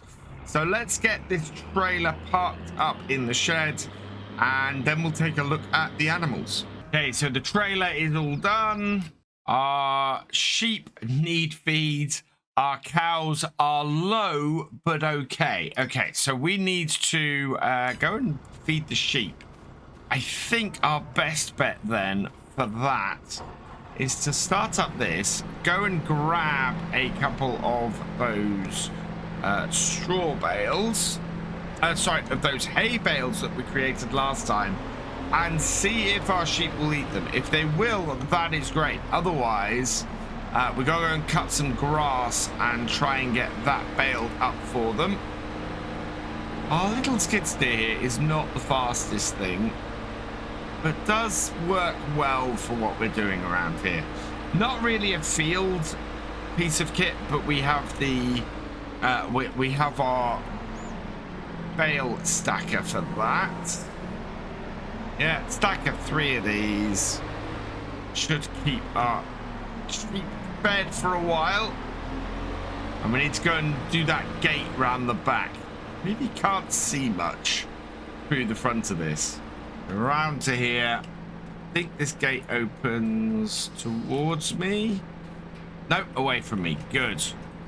I was worried it was going to knock all the bales off for a moment. Right, yeah. And I think this silage bale basically fermented and stopped being useful. Let's see. Oh, yeah. Wow, that went straight in, didn't it? Good. So that proves that we can indeed feed hay to the sheep. Now I just got to get this other bale off the front. There we are. That's off the front, and that's in there as well. Did not give that much capacity to the sheep, though. Wow. We've not got that many. We've only got 8 cows and 12 sheep. I think both of them are going to be okay for a little while. This bale here only has 13,000 litres in it. But yeah, we're going to need a lot more silage and a lot more hay, I think, in order to fully feed the sheep and the cows. But them being a little bit, or only being a few of each, I don't think they're getting through feed that quickly. I think with our sheep and cows actually okay, then what we'll need to do now is just hook this up. And yeah, there we go. And we'll go and start on the baling. We want to get these bales done and this field cleared as quickly as possible. That way we can start getting it ready for next year. First thing we're going to need to do, of course, is get some lime on here. But I'll bale up the headlands first, and then we'll clear the bales off that. We have 2 minds. I don't know whether we need these these straw bales or not. Oh, somebody did say that this baler can produce larger bales, and it can. Yeah, only up to the 150s. So we've been creating 150 size bales on here anyway. So I don't think that that prevents the grass bales being wrapped, which is what people were suggesting. No, we've been doing the 150 bales. That's what we had it set on, and it was still wrapping those. These windrows are much smaller than the ones we were dealing with yesterday. Well, as expected, they're taking longer to fill because they cover less of the field, and of course as well, they are larger bales we're producing from here. Trying to slowly sort this. I have got the automatic drop on because we're doing straw bales, so it will drop the bales off the back fairly easily. Just straight out. And yeah, good. So if we can get this baled up today, they'll be pretty good. I am wondering, what do you guys think of the sort of time lapse I did yesterday? I kind of like that approach to it rather than speeding things up. Would you like to see more of that kind of thing for jobs like baling? especially considering the amount of baling that we're trying to do on here. We've missed one of our grass cuts because of what we had to do last couple of times. So that's probably cost us, based on what we made today, quite a bit of cash. But would you like to see more of that? Would you like to see more of that kind of thing? Let us know down in the comments below, because I'm really intrigued as to what you guys think. Combine's got in the way, so I'm going to move it over near our field of field beans. Looking at the yield map in the bottom left-hand corner, that has been a really decent yield off that field, especially considering that the pH value is way lower than it should be. I think we're going to end up next year with an even better yield off there. For now, I'm just going to bring this in here, squeak through this gateway, and yeah, we'll be ready for the field beans when they ripen, probably next month, I think. Headlands are all baled up. Now we just got the main body of the field to go, and yeah, I think we'll have time to get that all done today. I'm really, really pleased that's this field completely harvested with a decent yield off it, and we are looking at getting it all baled and sorted as well, which is going to save us so much time later on, especially seeing as we have the bale stacker. We can go through, we can get these collected up fairly quickly, clear this field off, and get some lime onto it before winter comes. We might even be able to get some manure, or actually not manure, some slurry on it if we're lucky. I don't know how much slurry 8 cows is going to create though. We can't plant field beans in here though till March, so we have plenty of time to get this field turned around. The one that worries me a bit, and that we're going to have a much quicker turnaround on, is field 58. Linseed starts its seeding window next month. Majority of it is before winter, so September, October, November. So the quicker we can get the linseed into field 58 after harvesting the field beans, the better. It may be a case of liming that immediately after harvest next time. So need to prepare for that. We may have a very, very quick turnaround on the field beans, which will only help us overall. We'll have a much better chance of harvesting the linseed off there next year if that happens. But I'm up for the challenge. It's going to be an interesting turnaround on that one. I think this field might have one more bale in it. We're on the last complete row, and we're heading up to 80%. Oh, this could be close, and if it doesn't hit it by the end of here, which it's not going to, we do have this tiny little section up this end here. All in all, I am really pleased. That's a good number of bales off here. I need to decide whether I'm going to use them or sell them. There we are. Turn that off. Just that little bit left down there. But that is pretty perfect. I am very, very happy with our progress today. We've managed to cut and bale this field, which I had not expected to do. We've got our combine ready for the field beans, which is probably what we're going to be doing next time. And our favorite is still performing so well. I am going to take it back to the farm now and get it repaired, because we do need to do that. We're going to get stuck into the field beans straight away today. I want to get these cleared. I had hoped we might get a contract on the sunflowers that were here in field 59, but they've already been harvested this morning. So there's no chance of that. Let's jump in the combine.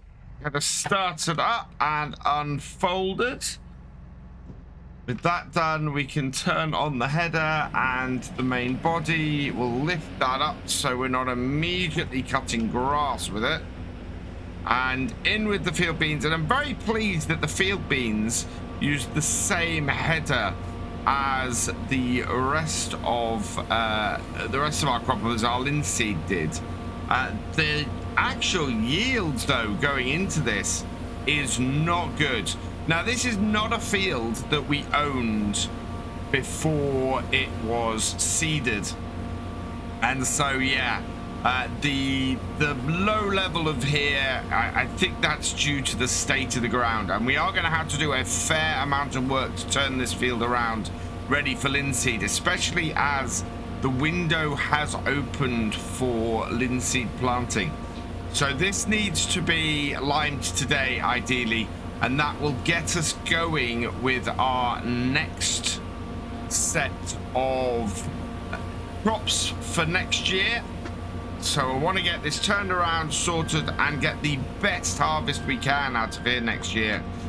Because we really, really want to have as good a harvest for our second year as possible.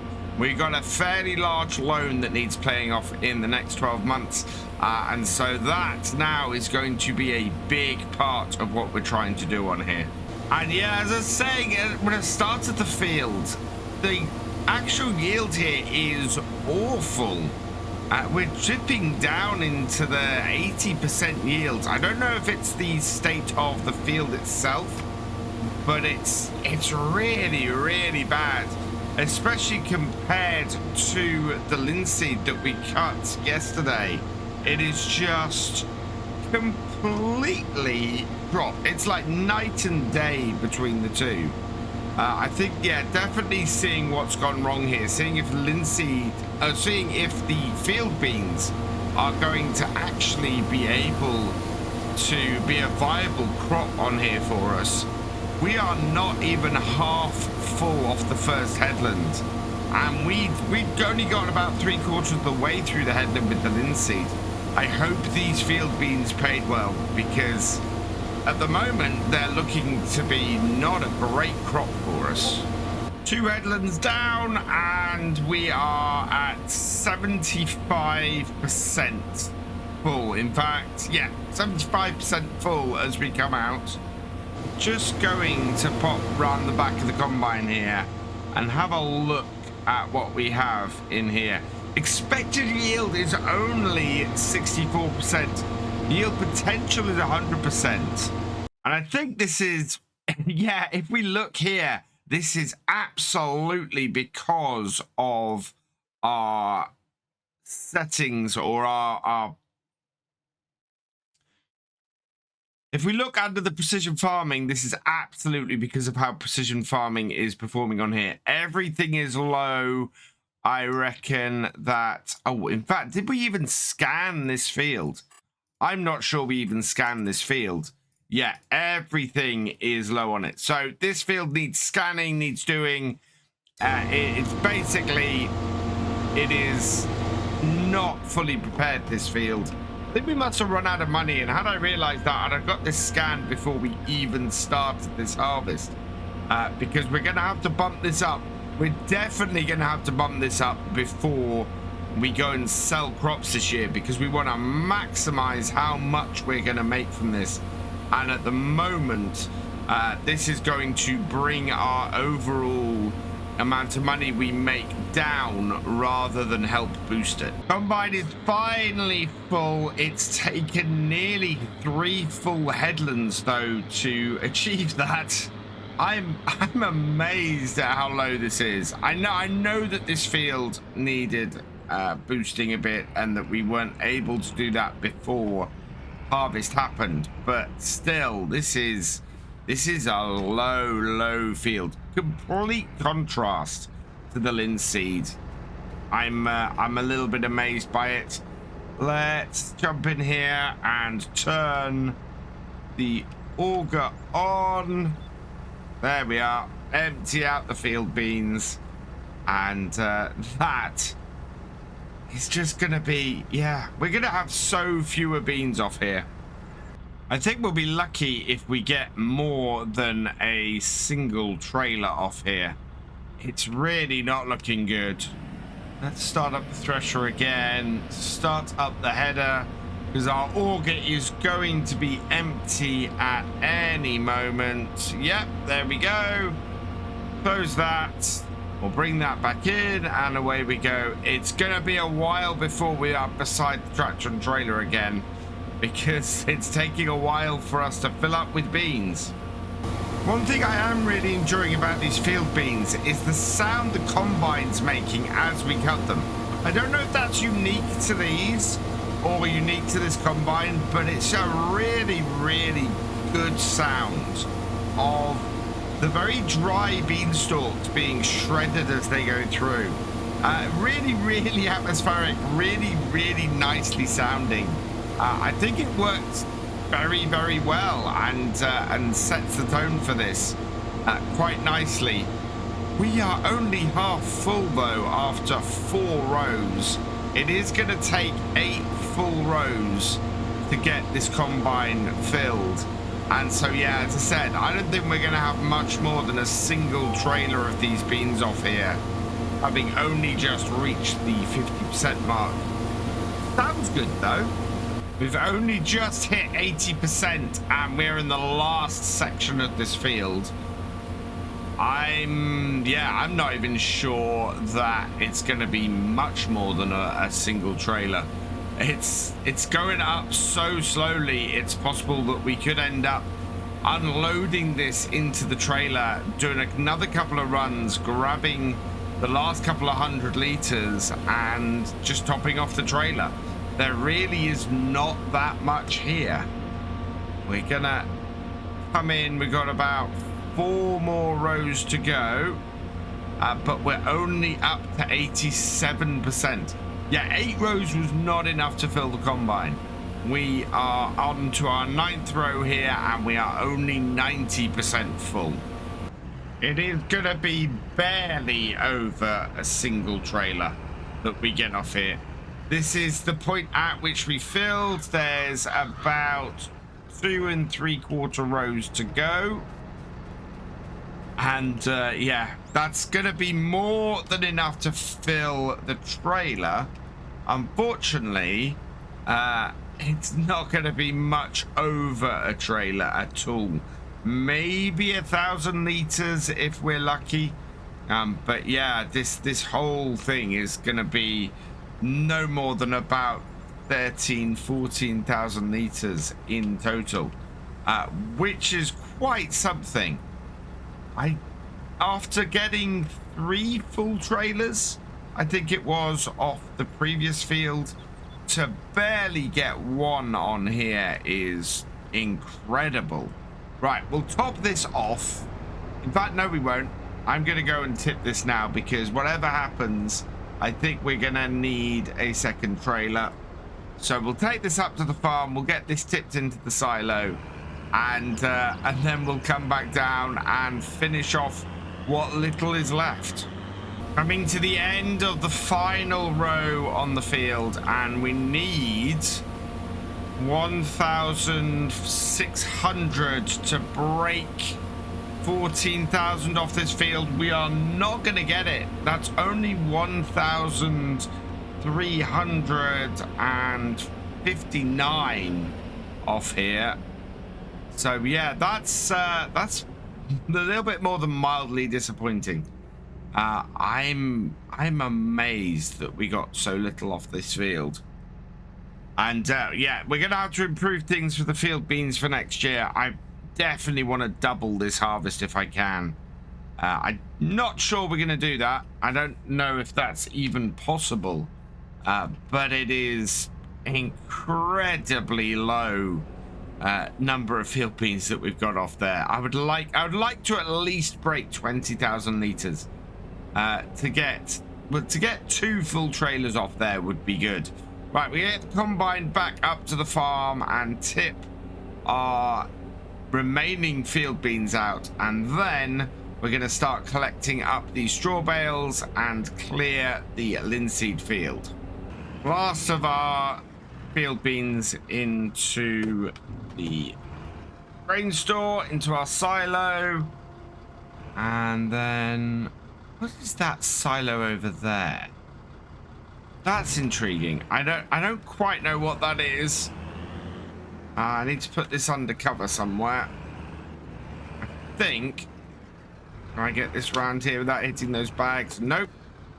So we'll pack this up here. And then I want to go and have a look at what that silo is. Because that is... well, I don't know what that is. Right, what is this silo over here? Oh, it doesn't seem to have any actual appreciable use. It just looks like a feeding silo that doesn't have any use. How much do we have slurry-wise? It's going to tell me no. So our 8 cows have produced nearly 10,000 litres. Sorry, no, so not too bad. We've got nearly 5,000 litres of milk. We're still okay for feed. Yeah, we need to get a little bit more stuff, I think, for them.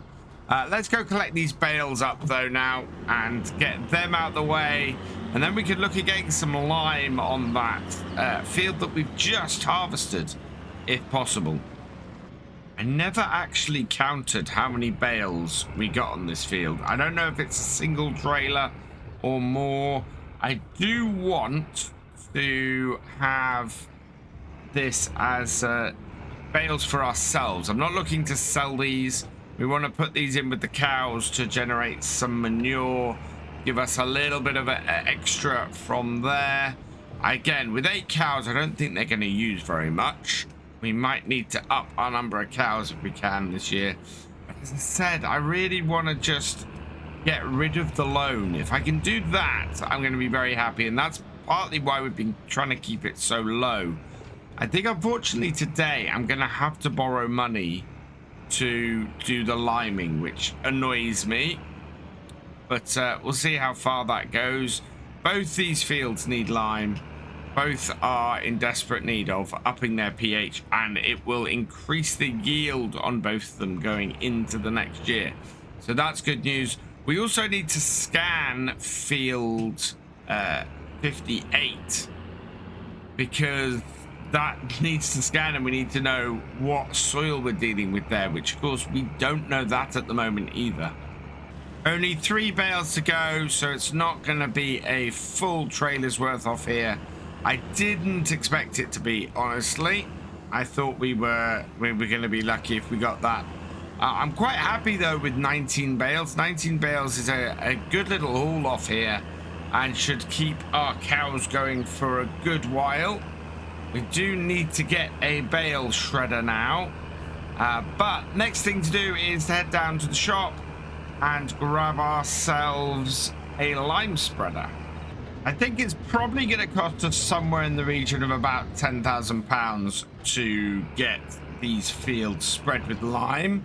Plus, we've got the cost of actually scanning the field. So let's park our tractor here. We'll head into the shop and we'll get a quote for a lime spreader.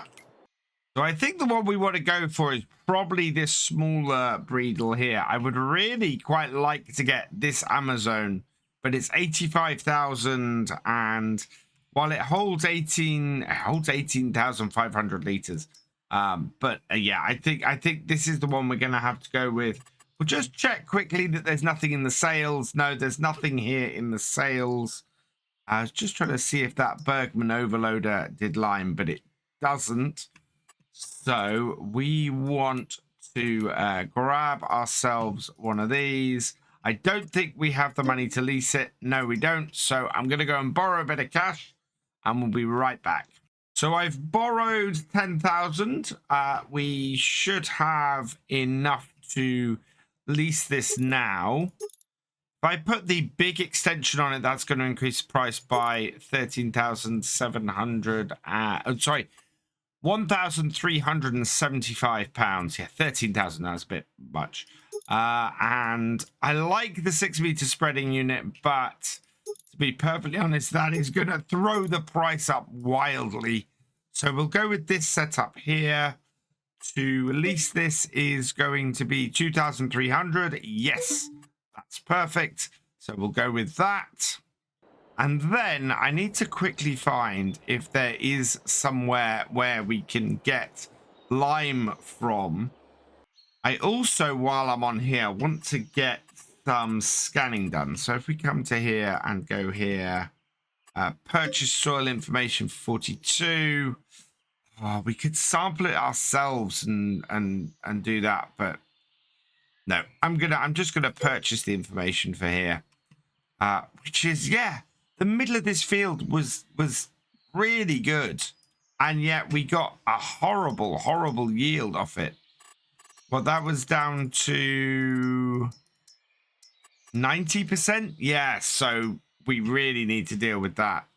Why is our numbers so low on this? Oh, because this needs, I think this needs nitrogen, soil sampling that has none on. So we need to soil sample 41 as well. That's because we cut around the edge here like this. This also needs soil sampling. You can see it's down a little bit. So maybe I should have hired one and done the sampling on it to get these fields higher. But yeah, that's not happened.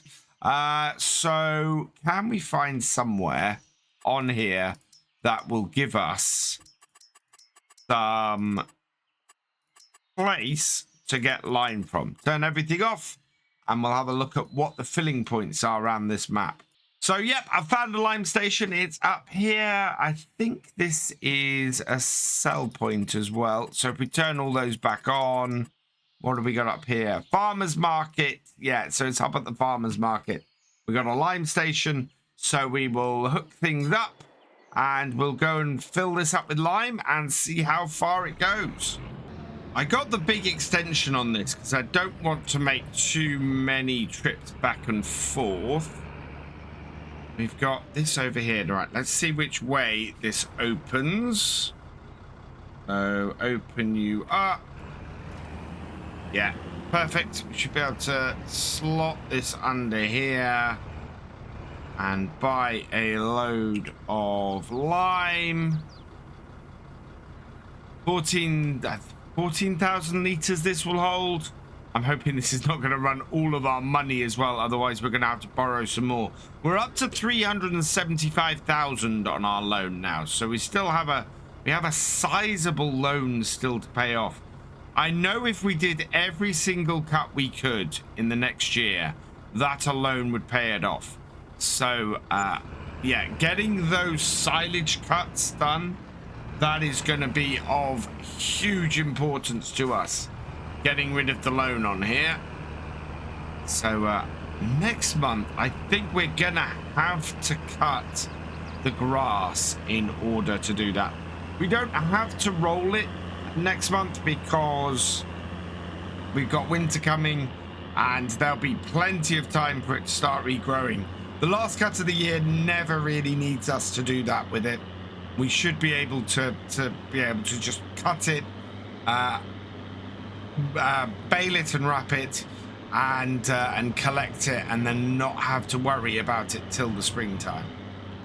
I'm gonna head in this gate here, which is yeah, the home farm gate. We'll see how wide these gates open now. I know they've been adjusted as part of 1.1, and yeah, look at that. That now much easier to get in this gate, he says as he carefully maneuvers his way around, hoping not to clip it with the back wheel, but he has. And I'm talking about myself a lot in the third person here. That is not a fault of the map. That is a fault of me not driving my tracks properly. Let's get this in here wider then. And yeah, should just about make it. Come on. A little bit wider like that. Big piece of kit through the gate. See, you tried the tractor properly with the gates opening properly, and you can get through it. That though was me not driving it properly. Right, we need to do this field. I'm gonna start with the headlands and I'm gonna start up the top.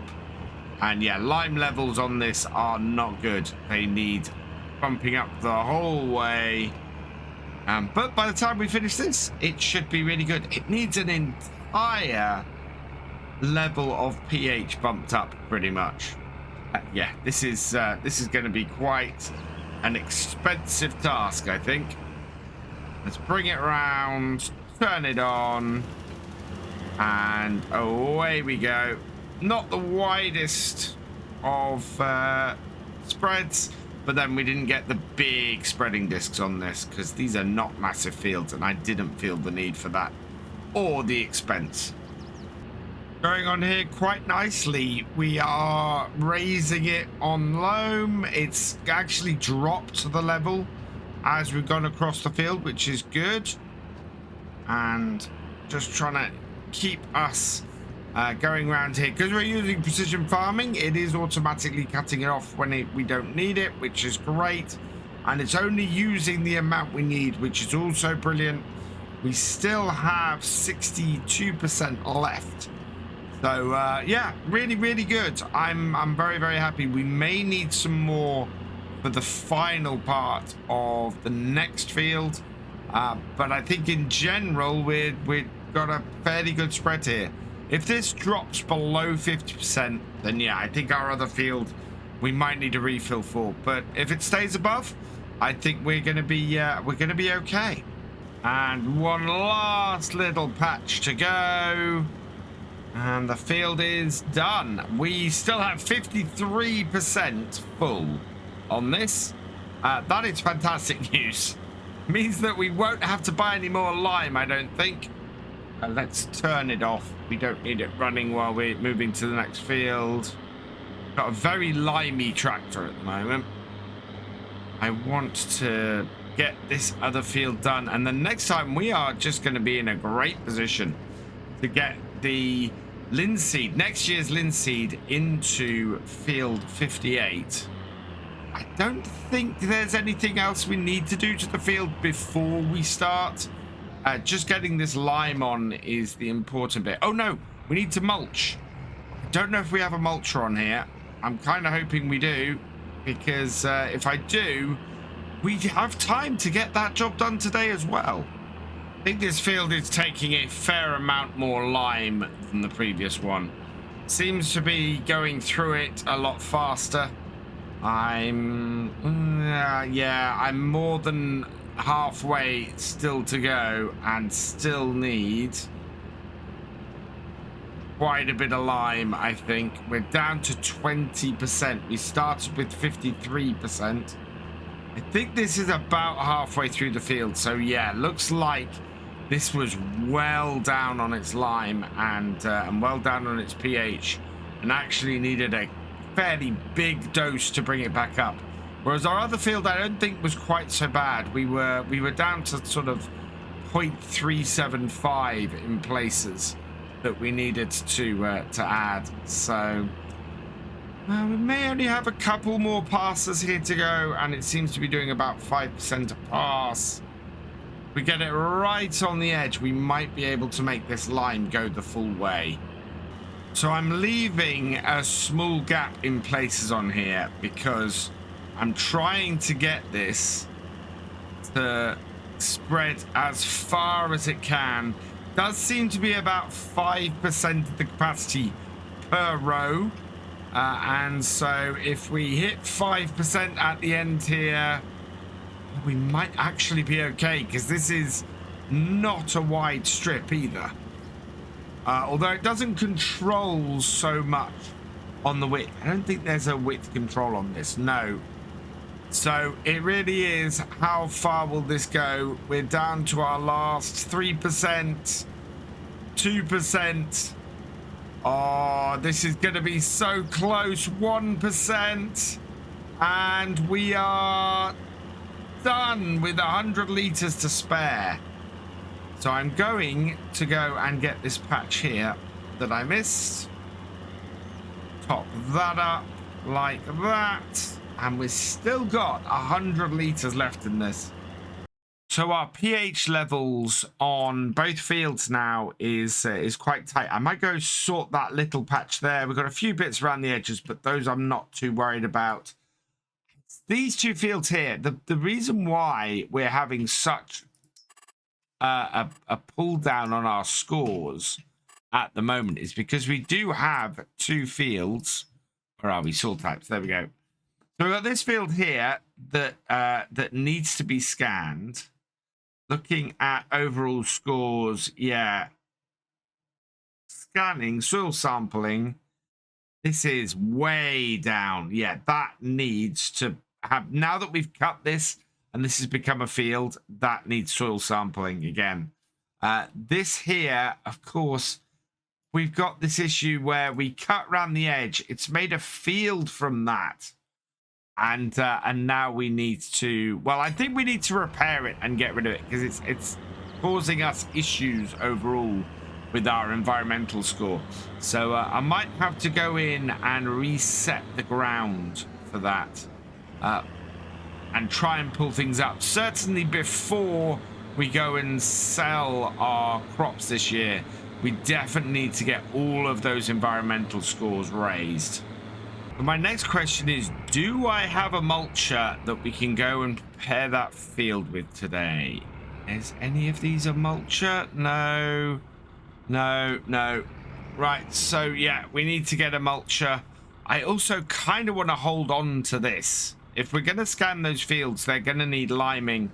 And if they're going to need liming, that means they are going to need...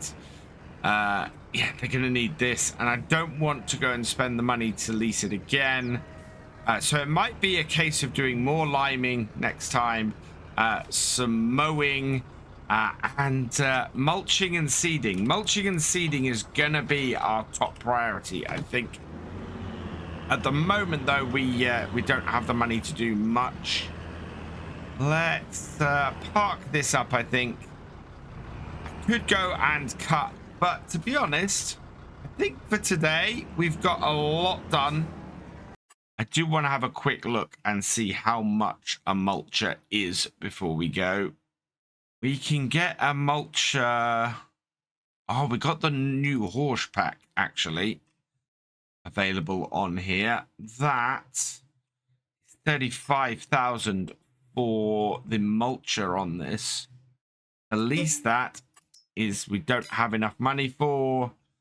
I really actually quite like this Speed Max. I've used it a few times. At least that would only be 1,071. You know what? Let's get ahead of ourselves. Let's head down to the shop. We've leased that.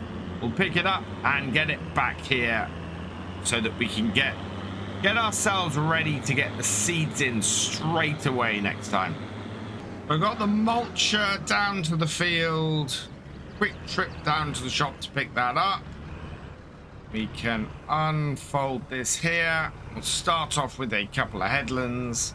Yeah, this tractor more than capable of handling this bit of kit. And we'll just mulch in the lime. And then our field will be ready for seeding next time. And we can get this knocked out fairly quickly with the linseed. This is the second day where I've managed to get more done than I expected to. And I'm really quite happy about it. The way we are being really efficient on this farm is blowing me away. And we have capacity to do more fields. That's the thing. I could borrow a whole whack of money at the moment and go and grab another field so that next year we have a third field to do. Let me know what you think in the comments about that. I'm reticent to do it only because at the moment I know that I can pretty much raise the money in the year to pay the loan off. Whereas I think if I get another field, it's going to be very difficult for us to do that. So yeah, definitely let me know what you think. I'm intrigued. The other way to do it, of course, would be to almost field flip and let all the work be done by somebody else, and then for us to buy another field just before harvest next year. I'm intrigued by that. But I think that might end up giving us the same sort of problems as we had with this field here, where we just don't get the yield off it that we would want or hope for. So yeah, I'm intrigued. Let me know down below what you think. In the meantime, I'm going to get this finished off, and we'll get the mulching done today. One thing I am going to have to do next time is buy some fertilizer and some seeds. I don't think we actually have any in storage at the moment. And to be honest, originally I was planning to buy those after we had sold our crops this year. So what I'm going to have to do is hold off on those. Well, I think we're going to have to borrow some more money, buy enough for the year, and then that will have to be paid back as part of next year's repayment setup. It's money that was going to have to be used anyway, otherwise we weren't going to be able to do anything. So I'm not too worried about borrowing money to get those, but we are going to have to repay that as quickly as we can, because of course it's all interest, it's all daily outgoings, and we have a fair amount of those anyway. We'll see how it goes, but yeah, borrowing money is something we're going to have to do next time in order to actually seed this field and get things going. Wasn't something I wanted to do, but is something that we're going to have to do. I'm also thinking, if I've got to scan the sheep field for that little patch that I cut around the edge anyway, I might as well silage the entire sheep field, make a load of money off that, and pay for getting the soil samples for the last couple of fields that way. So yeah, I think we might do that when we go to do the mowing next time, and go to cut the cow field. I think we might go and do the sheep field as well, get the money in for that. I might still try and roll them, because I don't think that they will go to first stage straight away anyway, but we'll see. I think we'll get all of that together and go from there. We are again surprisingly ahead, so I'm happy with that, but I'm gonna leave this here for today, so all that remains is for me to say thank you for watching. I hope you've enjoyed this video. Please leave a like, drop us a comment, and give it a share. Special thanks to all my patrons and channel members. Your support is invaluable in making these videos and helping the channel to grow. For more from Virtual Farmer, check out the links below, follow on Twitch to watch live, and for more videos, subscribe and ring that bell. I will see you next time. Goodbye.